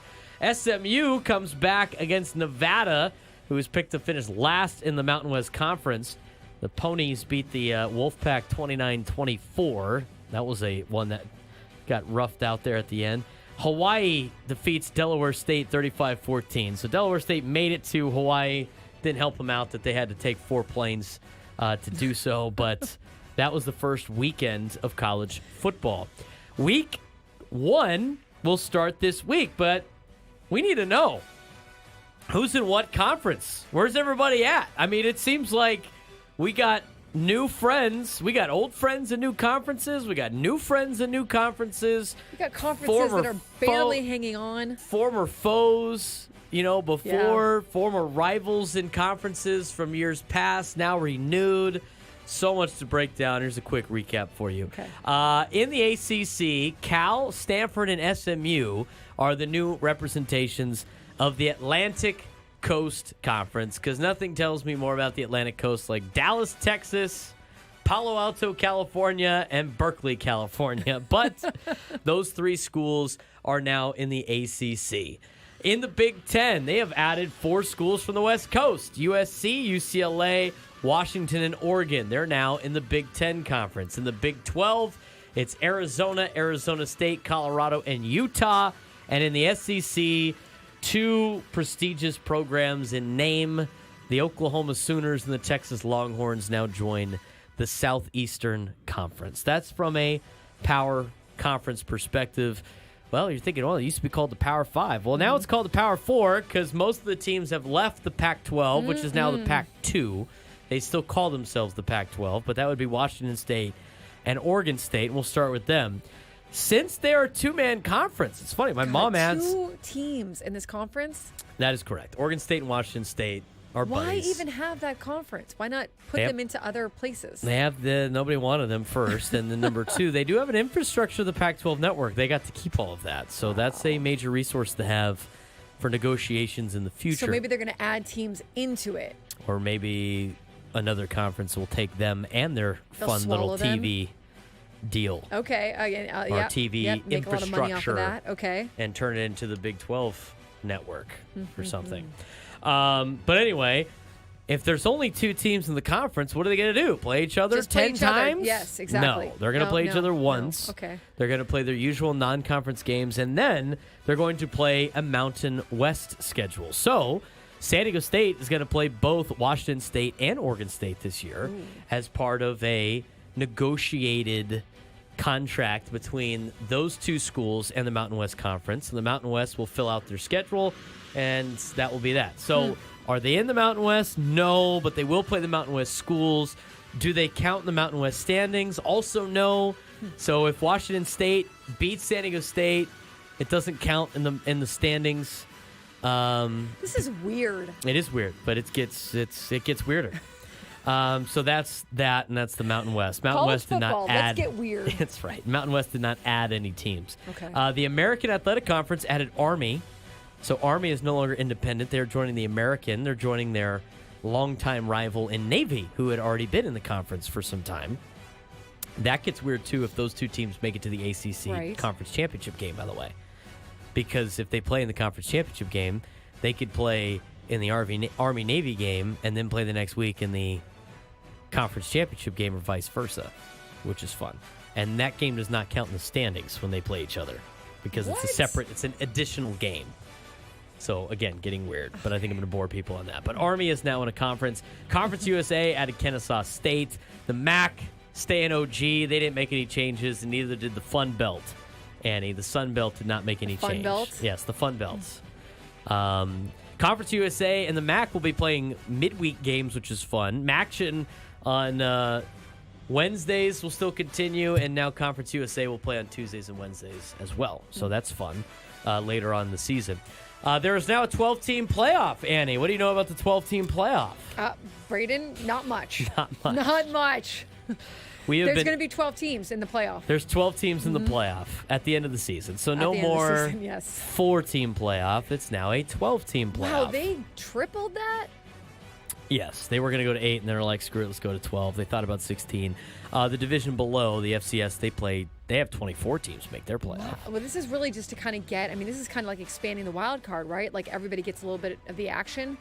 Yes. Okay. To an extent. But also at the same time, they needed to do this for years because they've had 120 teams in college football, and only 4 made the playoff. Yeah, that's ridiculous. Yeah, so they're going with 12 teams. 5 highest-ranked conference champions will automatically qualify, and then they will pick 7 at-large bids. The top 4 teams will be conference champions. So out of the 5 conference champions that make it, the top 4 will get a first-round bye and get the top 4 seeds.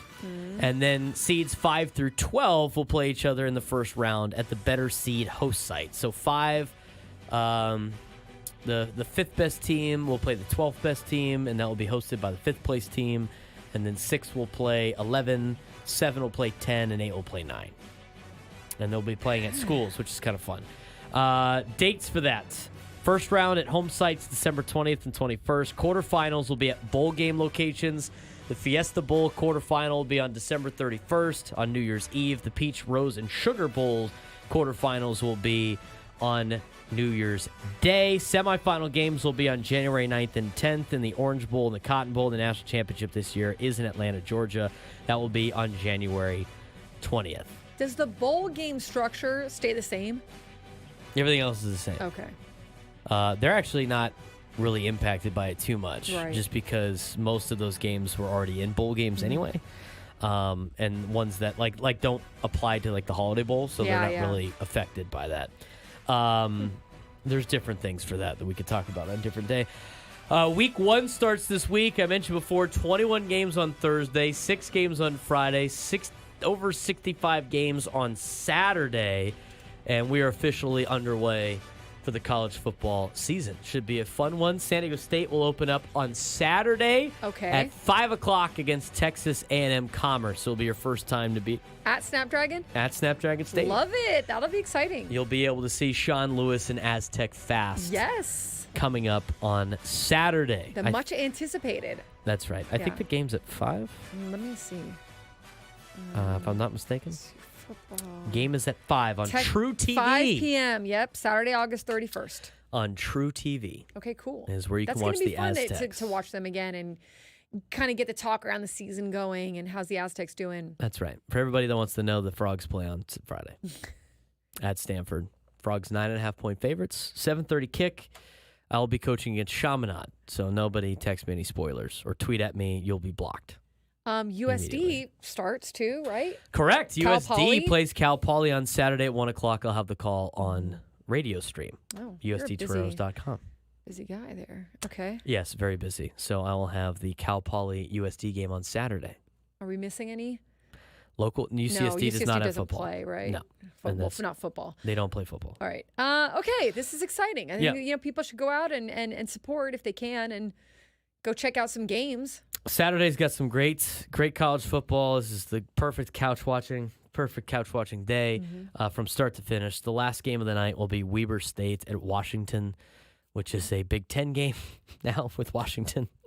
8 o'clock p.m. Pacific time start on that one. That is the final game on Saturday.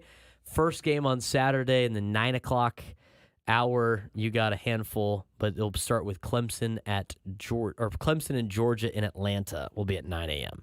The thing about everything you're talking about is like don't get too used to it because then they'll change everything in like months. Correct. It's all gonna get messier. Sunday, it will be the 23rd ranked USC Trojans versus the 13th ranked LSU Tigers in Vegas. That will be Sunday at 4:30 because we don't have the NFL. And then on Monday, which is Labor Day, and no Monday Night Football, we have Monday Night College Football. Boston College at Florida State. Florida State already 0-1 in the season. Not trying to be 0-2 in conference play if they lose to Boston College, 4:30 on ESPN on Monday. But you have games starting Thursday all the way through Monday for college football. Mixing some high school stuff. Football's back. Will you is there like a red zone for college football? Will you get multiple screens going? Does that exist or? I will do multiple screens. Okay. My buddies usually do that. I will flip myself. You can't. It doesn't do it for you. You have to flip yourself. Yeah, and I think I do it better than what they do anyway. How do you change the channel when it's like all on apps and stuff? Like it's not like it's easy to find most of these games. Most of the college games are still on. Are they on regular TV? Networks and stuff. The ESPN Plus games, I don't have all those cable things, right? Yeah, I won't be flipping back and forth on the ESPN Plus games. So if you're on ESPN Plus and it's not the Frogs, I don't care. How are the Frogs looking? Should be better. Okay. Should be better than last year. 9.5-point favorites at Stanford. Should be able to go up to the farm and kick some ass, but we'll see.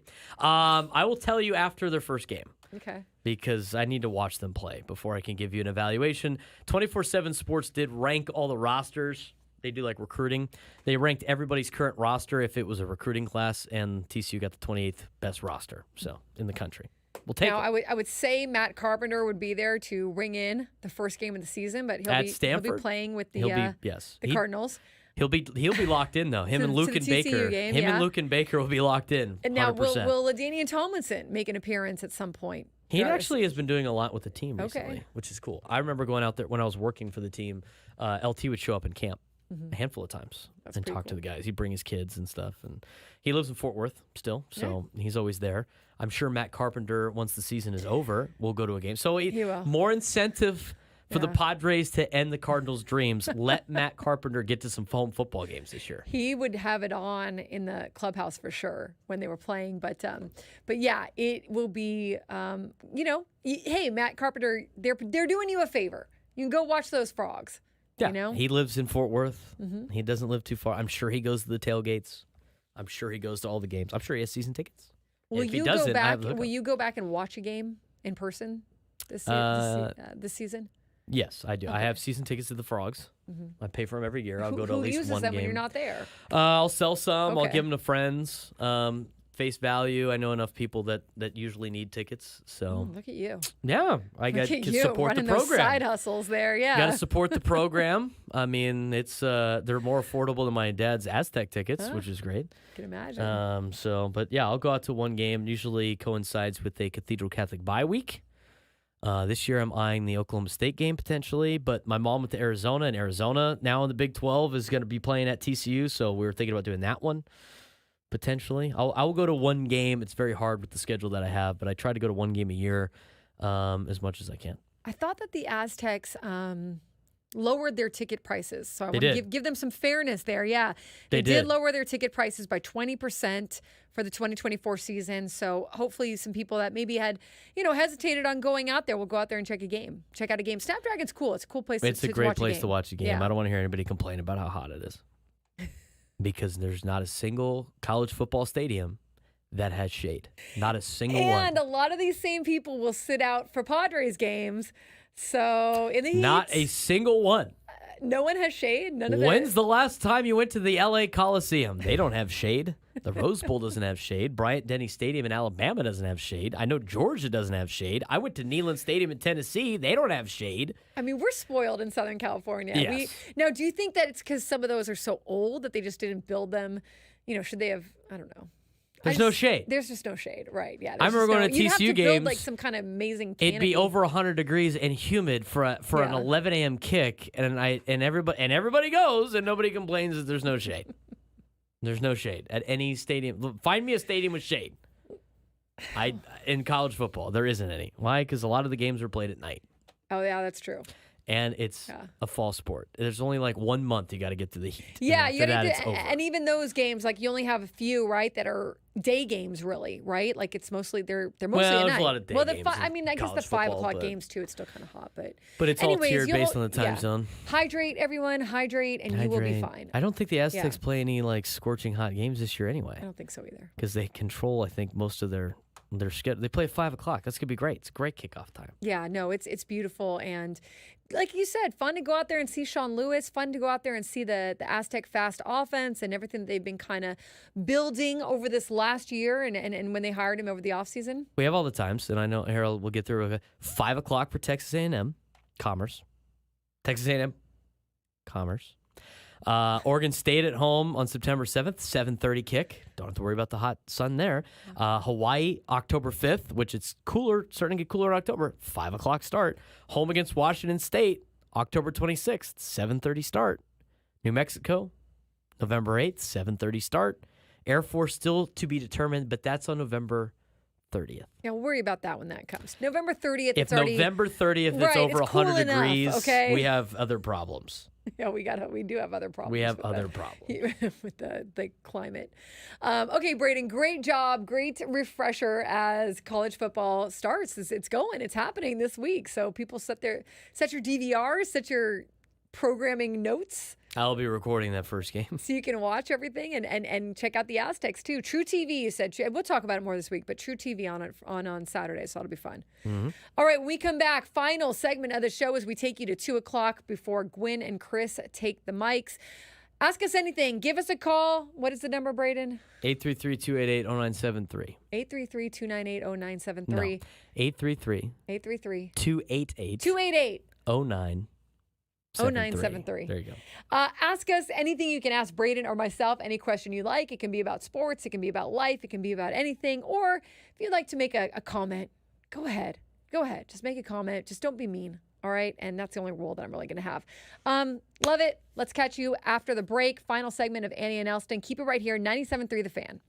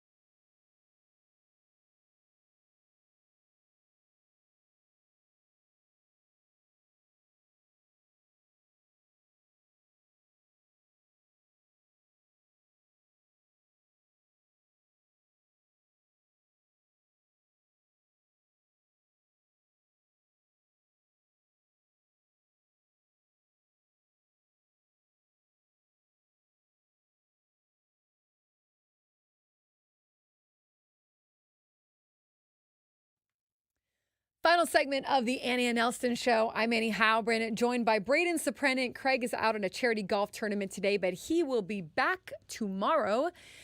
Thank you all so much for joining us today. Braden and I had a fun time. Really appreciate you guys listening and being part of the show.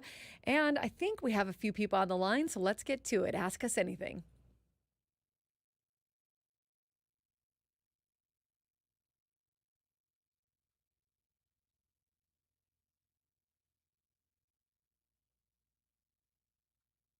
Okay. Braden can see the board. I can't. So, All right, take it let's away, go Braden. to Cody and Alpine. Cody, what's going on? Cody. Hey, guys. I know we're a little biased because of who we root for and where we live, but who's your rookie of the year, and explain why? Okay. We Well, basically had this conversation off the air. we did have this conversation off the air, and this deserves its own segment, Cody. Great question. We'll get to it, I'm sure, this week. To me, you have all eyes are on Jackson Merrill. Yes, Paul Skeens, you did a good job. You had the voting early on in the season.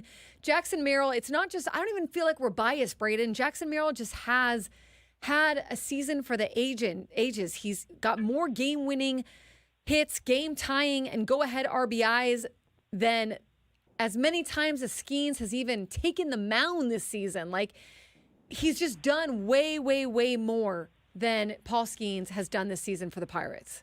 I agree. That's 100%.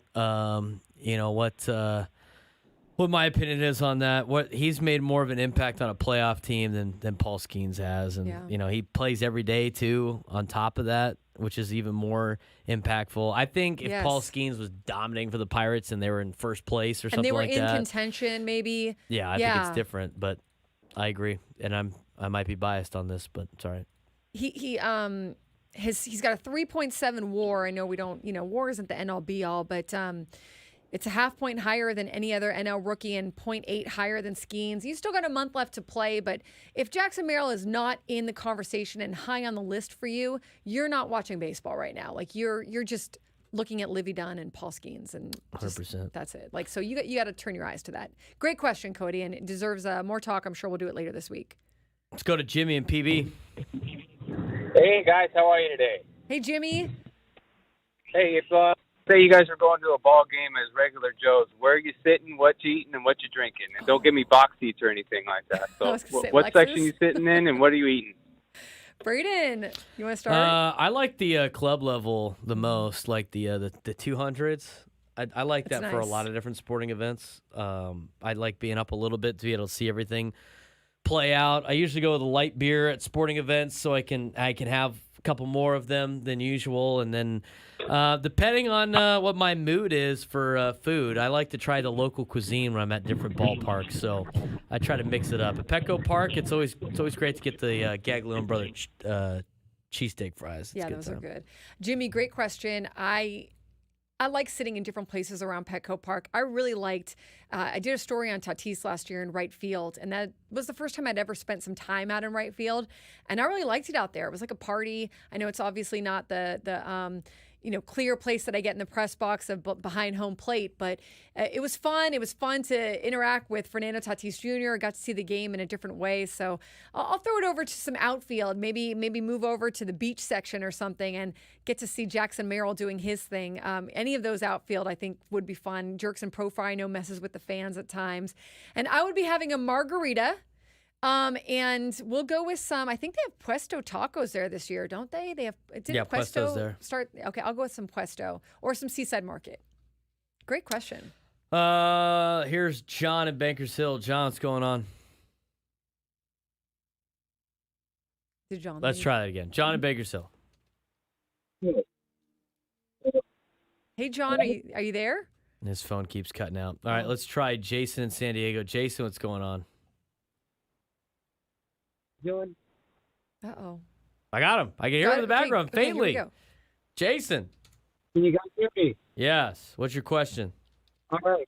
Yeah, so my question is, during the All-Star break, Craig was on the round table, and they asked him if the Padres were going to make it to the playoffs, and he adamantly said no, that they wouldn't make it to the playoffs. If the Padres make it to the playoffs, do you think he will apologize to the Padres and the fans of San Diego?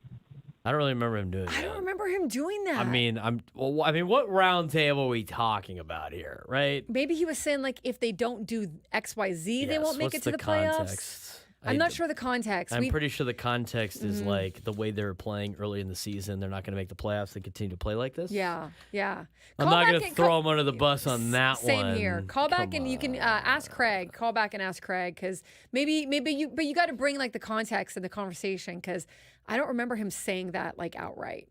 I said right at the trade deadline. Oh, at the trade deadline? Maybe like if they didn't play well, like I don't know. I mean, there's been some times it's like maybe they don't, they haven't played well enough to buy at the deadline. I know that was a topic for a lot of people. That was a topic, yeah. But no, I'm not going to say that. Okay. Well, yeah. We don't. I don't remember that, but I'm sure Craig will take your call and maybe understand a little bit more. Yeah, but. Thanks for listening. Thanks for listening to the Roundtable and to 97.3 The Fan.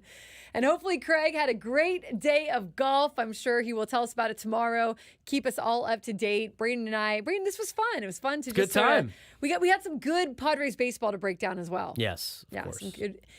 Thank you everyone for calling in, for listening, for being part of the show. Appreciate you all. Grateful for you all. We will see you again tomorrow, same time, same place. Keep it right here, 97.3 The Fan. Gwynn and Chris up next. Have a great day, everyone.